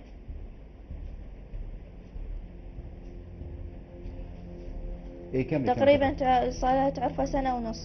زين والدك كان بالبيت يصرف عليك على البيت، ما مقصر وياكم في اي تفاصيل لا اي أبد موضوع؟ أبد. كان يحب الامك مو؟ اي حيل، حتى من عرف ماما عندها علاقة ويا هذا الشخص وما قبل يطلقها. نعم. بعد ما صارت هاي الجريمة كاملة وانقتل والدك، شو تقولين لأمك يا ستي على اللي سوته؟ ما سامحها. بعد هاي هو حاول اطلع. كنا اخوتك ان شاء الله. سولفي، انت طلبتي اكثر من 3 مرات 4، هذا الشخص اللي نفذ على والدك الله يرحمه. بس اريد اسالك سؤال، ليش نعم. نفذتها ببابا؟ ليش ما جيت من طلبت فلوس، اجيت وقلت لي تعال فلوس، اريد فلوس؟ ليش سويتها هيك؟ هو مأذيك بشي؟ بس اريد اعرف. مو حرام عليك؟ بس اقول لك حكايه واحده، ما راح اسامحك طول حياتي لان حرمتني من بابا يعني اخذته من عندي وكان هو الوحيد الي. ولو ادري بيك تريد شغله، لو تريد فلوس اجيت وقلت لي كان اعطيتك وما قصرت وياك. بس مو تقتل شخص وتجي على مود تاخذ فلوس. شو استفاديت هسه؟ بس حرمتني من بابا وانت راح تقضي نفسك بالحبس. ليش؟ شكرا على هالمشاعرك. ان شاء الله القانون بالدنيا راح يقتص من هذا الشخص ومن اللي ساعده، اللي هي انا اسف اذا قلت انه هي والدتك، وبالاخره من الله سبحانه وتعالى. عندك شيء بعد تريدينه؟ حاضرين احنا. لا هاي. شكرا جزيلا لك، بقيه بحياتك. حياتك. شكرا سياده العقيد. الله يسلمك. اخاف انت اذا عندك إذا عندك فد كلام او فد بس قدام الله يبارك الاخوان بجهودكم قدام إن شاء الله الجهود. مشكورين على هالجهود هذه اللي بذلتوها. الجهود ان شاء الله دائما موجوده لحمايه كل المواطنين العراقيين. الله يبارك ان شاء الله. عمركم ان شاء الله. طبعا قبل لا نخرج من البيت ان شاء الله في كل حلقه اني اكرر، وفي كل حلقه ايضا انوه لتفاصيل معينه خاصه باستهداف المواطن العراقي البسيط اللي بدا يستهدف من حتى اقاربه. كل مواطن ساهم وعمل في المس بالمواطن العراقي حتى ولو بجزء بسيط راح ينال جزاء العادل من قبل القوات الامنيه اصحاب الضمير والشرف اللي يسهرون الليل مع النهار في سبيل ان يظهرون حق دماء العراقيين الأبرياء. إن شاء الله كل شخص عمل وساهم راح ينال جزاء العادل بالدنيا من الله سبحانه وتعالى، وبالآخرة أيضا من الله سبحانه وتعالى، لكن بالدنيا بيد الله في الأرض اللي هم القوات الأمنية والقضاء العراقي إن شاء الله. فالصبر والسلوان لكم، ورحمة الله سبحانه وتعالى واسعة عليكم وعلى فقيدكم اللي راح. زين، شنو كان تفكيرك بعد ما شفت زوجك انقتل وانتهى موضوعه؟ شنو كان اللي يدور براسك بعقلك؟ أول شيء أعوض كوثر عن كل اللي فات بها. نعم. هذا خليه تنسى الموضوع مال الزواج كليته، هذا خليه ترجع للمدرسة، هذا أول خطوة. هاي أثناء الجثة ما زوجك موجودة؟ لا لا تفكرين لا بهالطريقة هاي؟ لا لا لا، أنا أقول لك أثناء فترة قتله ورا ثواني شنو كان تفكيرك؟ خايفة حيل. ها؟ خايفين حيل أنا وكوثر، حيل حيل زيادة عن اللزوم. ايه؟ بحيث من كثر ما خايفين وجاي نرجف، هو رامي هو اللي فتح الثلاجة وطلع لنا مي. حيل حيل كنا خايفين زيادة عن اللزوم. بعد من قال لنا نزلوا بالقوة نزلنا جوا، قعدنا بالخطار حتى لا ندخل للغرفة، قعدنا يمكن 10 دقائق أو ربع ساعة. خايفة من شنو؟ اللي تتجرأ وتسوي هذا الموضوع، يعني شلون خايفة؟ خايفة من شنو يعني؟ شنو نوعية الخوف اللي كنت تخافين من عنده؟ خايفة من رب العالمين. خايفة من رب العالمين؟ زين، اللي يخاف من رب العالمين يقدر يتجرأ ويقتل زوجه؟ الله أكبر. أنا بدأ أفهم هذا الموضوع، يعني بدأ يدخل بعقلي. يعني واحد يخاف من رب العالمين تقتلين تخافين من رب، هاي شلون هاي المقارنة؟ شلون نقول، شلون تختارين هاي الكلمات العجيبة غريبة؟ أنا أعتبرها عجيبة غريبة، لأن هذا فشي ما يشيله حتى عقلي. يمكن ما صدق. يعني احنا هل وصل بينا بمجتمعنا هذا، مجتمعنا العريق، وصل بينا الإجرام لهالدرجة؟ الزوجة تقتل زوجها مهما كانت الأسباب، بس يوصل الإنسان اللي عشرة 20 سنة عشرة وعلاقة وأطفال ودنيا ومسؤوليات، مهما كانت التبريرات، هل تبرير يوصل لمرحلة القتل؟ قتل الزوج؟ الله أكبر. شنو القضية؟ وين وصلنا؟ سولف قولي لي شنو التبرير وشنو التفاصيل؟ ليش هيجي؟ إذا أقول لك إياها ما راح تصدقني وما راح. زين، أريد أسألك سؤال. زوجك حسب اللي نعرفه هو رجل شاب، حتى مو كبير بالسن ولا مريض ولا راح تقوين بي تفاصيله، هو رجل شاب، أصلا يمكن هو نفس عمرك أو أقل أو كذا، مو صحيح؟ ما 72. هو أنت يا موالد؟ 82. زين، يعني رجل قريب عليك، هو في السبعينات، يعني رجل شاب بعده قوته. كان مقصر وياك في بشيء كمصرف؟ لا كقاعدة ناقصة البيت، لا. احتياجات العائلة؟ لا ما كان مقصر بيه؟ لا، بس معاملته كانت بس هاي، ماكو أي شيء ثاني مقصر فيه. ما مقصر لا بمصرف ولا بأي شيء ثاني. يعني كان هسه نقول الاتفاق كان على دفتر ويا الاشخاص هذول المجرمين اللي تعرفتي عليهم. الاتفاق كان على دفتر اللي هو شقد؟ 100 ورقة. 100 ورقة. وصلت شقد المبلغ؟ 70. وبقت 30. على شنو؟ تعرفين هاي شنو يسموها الجريمة؟ هاي الجريمة سبق الخاطر الصدق. يعني انت متفق على كل التفاصيل، متفق على كل بحرف الواحد. يعني هاي يسمونها جريمة منظمة. تقتلين زوجك اللي هو أقرب الناس إليك، اللي مأمنك على حياته وعلى وضعيته وعلى ماله وعلى كل أموره. فأريد نسمع من عندك، يعني شنو اللي خلاك دفعك لهذا الموضوع؟ انت تتخلصين من عنده بس؟ أحكي له هم. ها؟ أحكي له. لا، أنت تريد تبررين تفاصيل غير، بس أنا أريد أقول لك فد موضوع. الدين والشرع والقانون يقبل بهذا الموضوع؟ لا. المجتمع مالتنا يتقبل هذا الموضوع؟ احنا مجتمعنا عشائري. أي. مجتمعنا مجتمع العراقي من افضل المجتمعات الموجودة، فلا مجتمعنا يقبله ولا القانون يقبله. فانت شلون قبلتي على نفسك؟ اي كان غلط بالطريقة صحيح. والدليل العملية الأولى، الدليل أنت ما متندمة على الموضوع، لأن أنت سبحانه وتعالى من نجاة من العملية الأولى. هذا الدليل اكبر دليل بانت متقصدته، لان عمليه اولى ومنظمه وباتفاق واطلاق نار، والله سبحانه وتعالى كتب له عمر ما مات، مع ضربه كانت كلش خطره براسه. ومع هذا بقيتي وانت على تواصل ويا المجموعه، لا. بقيتي متواصله وياهم ولا على نفذت العمليه الثانيه، والدليل بين العمليه الاولى والعمليه الثانيه ايش قد الوقت كان؟ تقريبا 12 يوم. يعني 12 يوم، يعني نجى ورديتي كررتي مره ثانيه علي، الا صفتي يلا هديتي يا ارتاحتي. لو احنا اليوم نقول ما رفت فتره طويله، لكن بين عمليه وعمليه 12 يوم، يعني بعد ما طاب من الجرح الاولي. لا إطلاق هو نار. صار زين. 12 يوم يصير زين؟ يعني راح من للمطبخ. يقتنع بانه هو صار 12 يوم زين؟ راح للمطبعة وراح إطلاق. لأهله طبعا يعني راح يتحرك. وهو راح للمركز بلغ. الرصاصه مو بقت بالجسم ولا؟ اي بقت هنا، مو قالوا موجودة؟ له اي ما لها اي تاثير، اذا تشيلها او تخليها تتليف وتبقى ما لها علاقه. زين. بين فرق العمليه الاولى والثانيه ايش قد؟ 12 يوم. 12 يوم. مم. مو صحيح؟ اي. ايش يثبت هذا؟ هسه من واحد يسمع هذا الكلام بين العمليه الاولى اللي هو نجا بها لغايه العمليه الثانيه 12 يوم، شنو راح الحكم عليك راح يكون؟ يعني شنو؟ وهو من يعني الله سبحانه وتعالى جاء من الاول، ترجعين انت تكررين علي مره ثانيه؟ وهو من انضرب طلقه زين. احكي له. لا انا راح اسال السؤال. ماشي. من صارت القضيه علي انضرب اطلاق نار، اي. زين ما شك بيك هو؟ لا لان هو كان يعني عنده شويه شغلات خارجيه. مم. انت تذكرين من شغله الخارج ده، اسال السؤال محدد اي لا واضح لا وصريح. لا انت لا. طلع قلت له تجيبي لي كذا، روح للمحل لا، واحد لا. ينتظره وانضرب، مشك بيك؟ لا لا لا. هو لا. عنده اعداء؟ اي. اي إيه.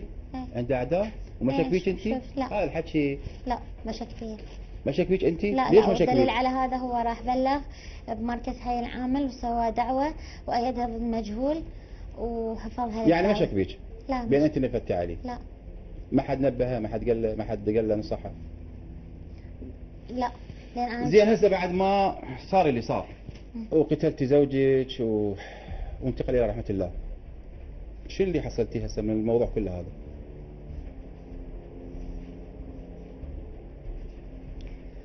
كوثر عايشة. شنو اللي كسبتيه؟ كوثر عايشة. كوثر إن عايشه؟ شاء الله البركة بها هي تتزوج وتخلف إن شاء الله آمين. احكي لي تفاصيل بعد اكثر سيدي وبقت من الجوك اللي ورا تقريبا ايش كم يوم؟ دم بابا حتى لو ادفع عمري بس المهم اطلع دم بابا. تواجدنا مع القوة التابعة لمكتب مكافحة إجرام البياع في مكان الحادث مع المتهمة لمعرفة تفاصيل الجريمة وكيفية القيام بها واستخدامها أساليب كانت مسؤولة عنها المتهمة للتأكد عن مفارقتها الحياة لزوجها وطريقة إخفاء بصمات الأصابع والتأكد من خروج المجموعة المنفذة وعدم مشاهدتهم من أحد الأشخاص أثناء خروجهم من الدار بعد تنفيذ الجريمة. سيادة العقيد الآن احنا بالضبط بأي احنا مكان؟ حاليا منطقه شهداء السيديه البياع. منطقة البياع ضمن قاطع مسؤوليتكم مكافحة نعم إجرام مكافحه اجرام البياع. البياع. إذا الدار بالقرب من عندنا وأنتم مستأذنين من أصحاب الدار، نعم إذا ممكن ندخل نكون قريبين على بداية الدخول إلى الدار حتى نشوف ونوضح تفاصيل وملابسات القضية وكيفية القيام بجريمة القتل واختيار الزمان والمكان أيضا. هذا اخ السلام عليكم. اخو بقية بحياتك. بقى لله. احنا طبعا بعد ما اتفقنا ويا مكافحة إجرام البياع أكيد أكو موافقة بدخول لجنابكم اكيد تفضل. حتى نبين تفاصيل أكثر. إذا ممكن بدون زحمة عليك خلي يكون المتهم رامي موجود. احنا نعتذر طبعا إذا كان الموضوع أنه راح نحضر المتهمين حتى يشرحوا لنا كيفية القتل اللي راح شو يصير من عندك؟ اخوي أخوك بقية بحياتك وبقاء لله سبحانه وتعالى. إن شاء الله إذا ممكن يعني راح يجون نكمل التفاصيل بالداخل إذا ممكن بدون زحمة عليك. الله بيكم. الله يبارك. سيادة العقيد الآن المتهم رامي إذا ممكن تركض خلي يكون طليق المكان مؤمن من قبل أبطال مكافحة إجرام البياع. تعال رامي اتصرف على راحتك، خلي يكون الحوار ما بينك وما بينه نعم. بالاستجواب بعملية الدخول من بداية دخول الدار وفتح الباب وإلى جريمة القتل بالكامل. سيادة العقيد إذا ممكن تفضل الحوار لك وإلك. نعم. نعم. رامي اول خطوه اللي جيت من انا اشرح لنا شلون دخولك للدار. خلي يكون التصرف حركي رامي. اعتيادي اعتيادي، خذ راحتك. خذ راحتك بالتصرف بالحركه بالوش. زين. انت لما قلت الباب مفتوح هسه اذا ممكن سياده العقيد. نعم. قول الباب انفتح عن طريق من؟ بعد يعني سولف لي تفاصيل. هو مفتوح، لما وصلنا مفتوح. زين، السياره وين طبقت السمنت؟ ها؟ سمنت طبقت منه. هيك سولف لي، جينا بسياره على- سمنت مال من؟ وين طبقتوا؟ بالجانب البيت اي من هنا. حاجه. اي جينا الباب كان مفتوح الباب بس مردود. نعم. طبينا من هنا. زين. انت ومنو؟ انا ومحمد وابن عم محمد. وابن عم محمد. زين. طبينا من هذا الباب كان مفتوح. اكو باب ثانيه. هذا الباب الثاني. يلا امشي. هذا مفتوح الباب كان. نعم. الباب الثاني منو فاتح؟ هذا مفتوح ما تلقيته مفتوح؟ اي هذا مفتوح بس مردود. بس مردود بس فقط. اي ادخل كمل التفاصيل. دخولك من هناك كان؟ سياده العقيد تفضل. دخولك منه؟ عفوا. استمر. هذا فتح لنا اياه. من اللي فتحها لك بالضبط؟ المتهمه؟ أي. المراه؟ خلي بدون زعل. السلام عليكم. شلونك يوم؟ شلون صحتك؟ الله يحفظك. احنا طبعا ترخصنا من الدخول للبيت اذا ممكن، حتى نبين ملابسات القضيه والجريمه اللي صارت، ودم هذا اللي راح دم بريء. الابطال من مكتب مكافحه جرائم البياع، الناس سهروا وحققوا انجاز كلش رائع، انه الامن والامان لهاي الدار ان شاء الله، والاهل الضحيه، فالله يرحمه ان شاء الله. اذا ممكن نكمل التفاصيل بدون زحمه عليك. كمل شاف. جيب اذا ممكن اللي هنا هسه وصلنا حتى نكمل بالضبط. التفاصيل. نعم. خلي تكون المتهمه موجوده. جيب رياض سياده العقيد. هنا هسه الباب الثالثه بالبيت. نعم. لان ما شاء الله يعني البيت الله يستر عليه ويستر على اهل الباقين. نعم. انه يعني بيت محكم بثلاث ابواب. يلا ممكن اي شخص يدخل يلا داخل يدخل داخل الدار. زين، الباب نعم. الثالثه خلي يكمل. كمل هسه شو اللي صار؟ اجى محمد قدام هو الولد، الباب انفتح. هم زين. صعدوا الدرج من هنا. منو اللي صعد؟ المرأة صعدت. المرأة صعدت لا. بعد ما فتحت لكم الباب، صعدت اي فوق. انا كنت الثالث مالتهم بس واحد ورا الثاني. زين. هسه بس خلي اخذ التاكيد من كلام المتهمه. خلي تكون موجوده بدون زحمه عليك. وصلت قريبه؟ خلي تجينا. يا ريت توقف يمك يعني لا تظهر ملامحها، بس علي صوتها. علي صوتك حتى نحافظ على عدم ظهورك لدواعي خاصه، لانه انت امراه. احكي لك رامي باوع عليها. اللي فتح لك الباب منو؟ فتحت الباب هي. لقيتها شفتها؟ اي احنا صعدت فوق. اي سيد. انت كملت وياك الثلاثه. من اول واحد؟ محمد وبن عمه وياه وانا وراه. انت بالثالث تمشي واحد ورا الاخ. أي. كمل شات العقيد تفاصيل يلا اخرى. نعم. باشر شو اللي صار؟ وين توجهتوا؟ تندلوا مكان مباشر طلعت الغرفه؟ اي هم مباشر طلعت الغرفه. يعني هاي يعني غرفه النوم. احنا لما فتحوا الباب صعدوا هم هنا. نعم. محمد باوع هم اشروا لي. يعني الموجود المجنى عليه راح يكون بهذا المكان. نعم تفضل. واضح. شات العقيد. كنا هنا. نعم. اعطوه شو اسمه؟ اعطوه الشرشف. وين كان موجود؟ مكانه وين كان؟ على السرير هذا؟ اي. زين. شو اللي صار هنا بهذا المكان؟ شرشف نعم. وشي سلايدون. طيب اي واحد لزان بالكاميرا رجليه، هو لزم من يديه. نفذ لي بايدك اذا ممكن تصير على جانب. اذا ممكن على الجانب. نفذ لي بايدك كانه كان- هسه الضحيه نايم محمد بلحظه التنفيذ. اي زين. محمد هنا. نعم. زين. والسكين هنا كان لازم حيل. وانت؟ انا كنت هناك. محمد سوى. يعني انت كنت من هذا المكان؟ أي. من جهه الرجلين مالته؟ زين. محمد سوى خلى كيس على وجهه على كيس لايلون؟ نعم. اي على خشمه على وبعد شنو بعد؟ هو ظل كيس يقاوم. وقلت وياه شنو كان؟ شرشف؟ زين. ظل يقاوم شويه. بس السويت كان لازم حيل. انا سويت عقلته ما استحملت رجعت لي برا. ورا شوي كان يجيبون جهاز ضغط. دا يتاكدون من انتهاء الموضوع هذا كامل. الجهاز نفسه مال الضغط. هذا الجهاز؟ هذا الجهاز لحد الان موجود. نفس الجهاز، هذا جهاز الضغط اللي فحصتوا به الضحيه وتتاكدون من مفارقته للحياه. فحصتوه؟ ايش قد صارت المده او الوقت اللي بقيتوا انتم كاتمين على انفاسه؟ 5 دقائق. 5 دقائق دقائق. فارق الحياه. هسه بعد ما قصتوه بجهاز الضغط وتاكدتوا انه هذا الشخص انتهى. اكو قضيه اخرى اريد اسال بها المتهمه، اذا ممكن خلي تتقرب بدون زحمه عليكم. خلي تكون المتهمه موجوده. انا امنتك او امنتيني انت وطيتك الراي انه ما تطلعين خلاص، ما يطلع شكلك باعي علي. بعد ما صارت جريمة القتل وفحصوا جهاز الضغط هذا نفسه، صح لو لا؟ كانت بإيدك وصلة مسحتي إيد الضحية حتى تروحين بصمات من؟ بصمات، خل أحكي لك، بصمات الناس اللي نفذت رامي، صح لو لا؟ مو انت هذا التبرير دائما تسولفين به، هذا ترى انت بيت، يعني هذا بيتك. خل احكي لك خل احكي لك، انت خسرتي سمعه، خسرتي وضع، خسرتي بيت، يعني بيتك الله سبحانه وتعالى موفقه، يعني سياره عندك، رجلك حالته الماديه خير من الله، اهل زوجك ناس سمعتهم طيبه، الله مطيك بنيه، وبالتالي نفذتي جريمه القتل في غرفه النوم اللي هي غرفتك، وطبلتي بها 3 أشخاص الغرفتك الخاصه، نفذتي الجريمه على شخص ودمه ما راح. اذا ممكن خلي تروح بعد، خلي تنسحب. تعال رامي اذا ممكن سياده العقيد خلي يكون موجود. طبعا الكاميرا اذا ممكن. طبعا بنت الضحيه اصرت على ان تواجه هذا الشخص، المتهم هذا الشخص بطلب، يعني اكثر من 3 أو 4 مرات. الان هي موجوده بمكتب مكافحه اجرام البياع، واسترخصت من السيد العقيد اكثر من 5 مرات انه تواجه الضحيه. خلي تكون موجوده اذا ممكن، وتحكي اللي عندها اذا ممكن. عندك كلام تحب تقدمه حضرتك؟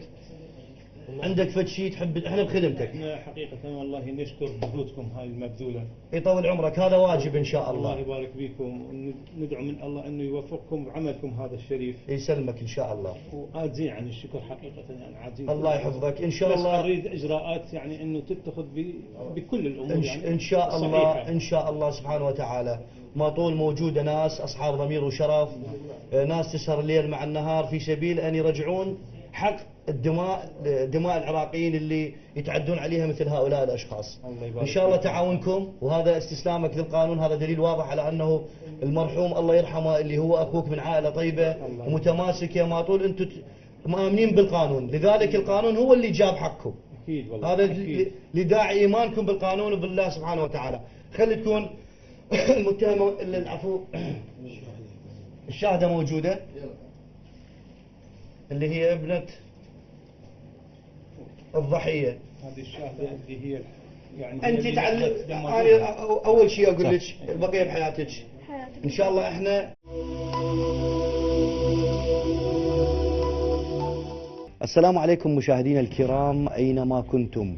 جريمه قتل حصلت في الايام القليله الماضيه باستهداف احد الاشخاص اثناء خروجه من الدار في المره الاولى، ومن ثم الاتفاق الثاني باصرار صاحبه الجريمه والتي كانت زوجة الضحيه، واللي اصرت للتخلص من زوجها عن طريق المجموعه الاجراميه والتي كانت المسؤوله عن جريمه القتل، وطريقه اختيارها بعد استلام مبلغ مالي من زوجة الضحيه قدر $7000 لغرض شراء السلاح الذي سيكون الاداه في عمليه قتل الضحيه.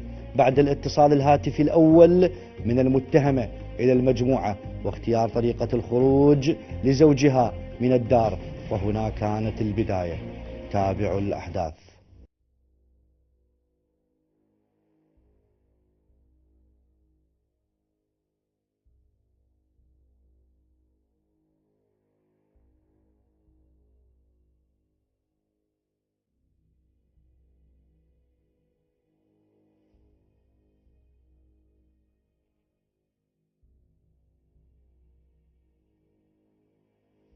اسمك؟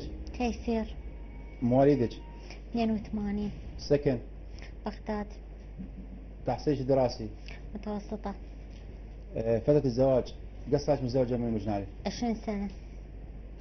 هسه اريد من عندك سولفي لنا تفاصيل قضية قتل زوجك، المحاولة الأولى وكذلك المحاولة الثانية اللي أدت إلى قتله، وتحكي لنا شلون تعرفتي على الأشخاص اللي قتلوه والمبلغ اللي اتفقتوا عليه بالتفاصيل. تعرفت عليهم بالمستشفى. المبلغ كان دفتر، طيتهم 70 بقى 30. تمت العملية الأولى إطلاق ناري من تحت الإذن، استقرت برا. تعرفت عليهم؟ تعرفت عليهم بالمستشفى. كان والدي من عرفتي علي من بالاسماء؟ على محمد. نعم. رامي ما كنت اعرفه بالبدايه. والشخص علم. الثالث؟ ما لا، هذا من نهائيا ما عرفته لا بالبدايه ولا بالنهايه. يعني عن طريق محمد هو اللي جابه؟ لا، عن طريق رامي. زين. عن طريق رامي، لان من سالنا رامي ها منو قال صديقي. نعم. محمد ما كان جايب طاريه. فاتفقنا ويا محمد على ان ينفذ بي يعني الطلق الناري. ما اعطيت لمحمد الفلوس، انطيتهن الرامي 70 ورقة وبقت 30 ورقة، على اساس اتفاق كان دفتر هذا شقد او هذا شقد ما كنت اعرف. تمت العملية الساعة بالوحدة وعشرة تقريبا بالليل. شلون تمت الطريقة؟ كان طالع نعم للمحل اللي يمنا وانضرب بالطلقة. كان من يبدأ ينتظر بالخارج؟ محمد. وهو اطلق النار عليه؟ ايه. زين. ايش صار بيه من اطلق النار عليه؟ وين انضرب؟ بأي مكان؟ تحت الاذن، تحت شوية فوق الفك، واستقرت بالجهة المقابلها اللي هم يم الفك، تحت نعم. الفك. بقينا بالمستشفى يوم، وثاني يوم طلعنا من المستشفى ورحنا البيت وطبيعي عادي. وراها حوالي ب10 ايام اجا رامي، محمد دز رامي. كنا احنا يعني نعرف بالموعد مال الجاية مال. رجعت البيت؟ ايه. زين. هو بنفس اليوم بحدود الساعة 1:15 1:10 هيك نعم. بالليل. يعني احنا كنا قلنا له من بعد الساعة 12 هو حدد هذا الوقت، يعني حتى يكون بالليل.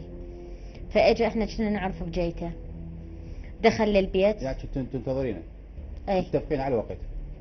من بعد الساعة 12. ايه. واضح. ايه. زين. فدخل للبيت، صعدنا احنا فوق. زين. ورا ما كمل وخلص نزلنا جوا، بقى حوالي وراها ربع ساعة. تمت طريقة قتل زوجك شلون تمت القتل؟ خنق هو قال. من كان نايم؟ اي. اعطيتيه فد شيء او كذا؟ اعطيته 2 حبوب فاليوم قبل 5. على مود ينام؟ قبل 5. اي. زين. على مود يستسلم الموضوع كله؟ اي. انطيته بحدود زين. الساعة حوالي 10:30 هيك نعم. كملي. بالليل، قبل الحادثة ب3 ساعات او 4 ساعات. نعم. فكمل وشاف ماكو احد بالشارع وطلع. كم شخص اجى؟ جو 2، رامي وواحد معه لأول مرة ما شايفه. ومحمد؟ يقولون على أساس اسمه أحمد. لا، أحمد. محمد ذاك اللي ضرب الطلقة. زين. هذا اللي اجى ويا رامي يقول اسمه أحمد، ولأول مرة ما شايفه يعني. ما كنا متفقين وياه ولا نعرفه من هو. ما واضح اتفقتي ويا الشخص وهو جاب الباقي؟ اي. نفذوا عليه. شلون صارت العملية؟ خنقوه؟ اي. هو قال لي هو خنق. نايم؟ هو قال لي خنق. اي. نعم. بعد ما انتهوا من شاف الشارع ما بي أحد، صعد الطابق الثاني. عندنا شباك على الشارع، ظل يباوع من عنده بس ورا ما طفى الضوء يعني حتى لا يبين بالنسبة للناس اللي برا. شاف ماكو أحد وطلع. نعم. اي كمل. شو اللي صار بعد ما طلعوا تركوا البيت وطلعوا؟ شو اللي صار وراها؟ شو صرفتي انت وشو سويتي؟ شو اللي سويتي؟ ما دخلت للغرفة نهائيا. نعم. يعني ظلينا شلون مثل الخايفين، مثل المرتبكين. يعني غسلنا، سبحنا، وقعدنا تقريبا حوالي ساعة ونص يعني حديث بيني وبين كوثر. نعم. وراها اتصلت على أميرة، وراها اتصلت على أبو يوسف أخوه ابن عمه، واتصلت على الشرطة، وراها اتصلت على الإسعاف، وهاي رحنا أخذوه. زين. منين عرفتي محمد؟ شلون تعرفتي عليه؟ بالمستشفى. بيا مستشفى؟ مستشفى اليرموك. شلون تعرفتي عليه؟ كان هو خاله نايم. نعم. يعني هو ويا خاله. نعم. واني والدي كان عنده جلطة بالمخ. زين. وتعرفنا عليه. فترة المستشفى؟ 20 يوم. 20 يوم بقيتي المستشفى؟ اي 20 يوم. فصارت علاقتك 21 يوم.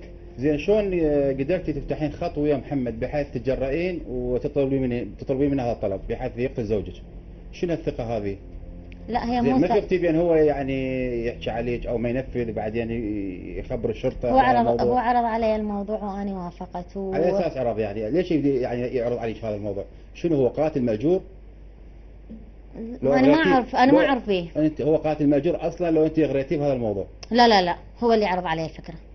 لا، ما اغريته، بس هو يعني شلون تقول قصة وثقت بي، لان هي مو ثقة، وانما شلون تقول يعني هي علاقة تمت شلون كأنما بالمستقبل إن شاء الله يعني يصير عائلة هيجي. نعم. و شلون يعني يصير عائلة؟ ما هو كان يعني عينه من كوثر. يعني كان ناوي متأمل أن ياخذ كوثر. ياخذ بنتك يعني الزواج متأمل بنتك. أن ياخذ كوثر. مقابل واضح. زين انت قلتي المحاولة الأولى طلع زوجك، وين طلع زوجك اللي من ضرب إطلاق ناري؟ اكو محل يمنا اسمه. انت دزيتي؟ ايه قلت له اريد كبه. انت أي. دزيتي تجيب كوب على اساس ايه هو قال لهم مات كرزات وما اعرف شنو معلبات. وكان محمد موجود بانتظار واطلق النار عليه. اي مو صحيح؟ اي جاب معلبات وجاب كبب وجاب هالسوالف كلها من المحل يمنا، هو يبقى فتح الليل كليته. زين هذا المبلغ اللي اتفقتي على دفتر، مو صحيح مثل ما قلتي انت؟ أي. اتفقتي على دفتر 100 ورقه. اي ويا الاشخاص اللي يقتلون زوجك. اي زين اعطيتيهم تقريبا قلتي 70 70. ورقه. اي وبعدين 30. بعدين شنو؟ بعدين ما تم الجريمه. أمم. زين المبلغ هذا منين جبتيه انت؟ تملكين هذا المبلغ انت؟ حتى من خالتي. خالتك؟ اي ايش الدايم. قلتي له شنو يعني؟ شنو سبب تاخذ المبلغ من عندها؟ شو ما تجاوبين؟ قلت لها اريده بشغله. محتاجة المبلغ بالشغلة؟ اي زين وضيتك المبلغ 70 ورقة أمم. وسلمتيها للرامي لو لمحمد؟ لا الرامي. الرامي بيد رامي كان محمد المبلغ؟ ما انطيته، بس هو اكيد هم متفقين يعني بيناتهم. زين بس هذا ايش قد هذا ايش قد. واضح. ما- اتفقتي انت بالمرة الثانية بالعملية الثانية اللي ادت الى قتل زوجك، شلون دخلوا بالبيت؟ وطريقة دخولهم بالبيت شلون؟ كنت منتظرتهم انت؟ اي شلون دخلوا؟ من الباب. اعرف شلون الباب، فتحتوا له الباب انت؟ اي سهلتي دخولهم وقتلوا. اي باب الخارجية كانت مفتوحة والوسطية، والأخيرة أنا وكوثر اثنيناتنا فتحناها. زين بعد ما وصعدنا فوق ما نزلنا نعم ما بقينا جوا يمهم. واضح. بعد ما تم تنفيذ العملية وقتل زوجك، شو اللي صار وراها؟ نزلنا قعدنا صارت فاتحة وتفاصيل وقعدتي يعزوك شلون قدرتي تأدين هذا الموضوع، تمثلين بهالطريقة هاي قدام هاي الناس وانت قاتله زوجك وقاعدين انت بالعزاء والناس تجي تاخذ من خاطرك باللغة العراقية مالتنا، شلون قدرتي تقعدين بهالطريقة هاي؟ اي كنت وتمثلين هذا التمثيل كله؟ اي اكيد كنت اتأذى داخليا، بس من اباوع على شيء يريحني، من اباوع على كوثر قدامي كافي علي.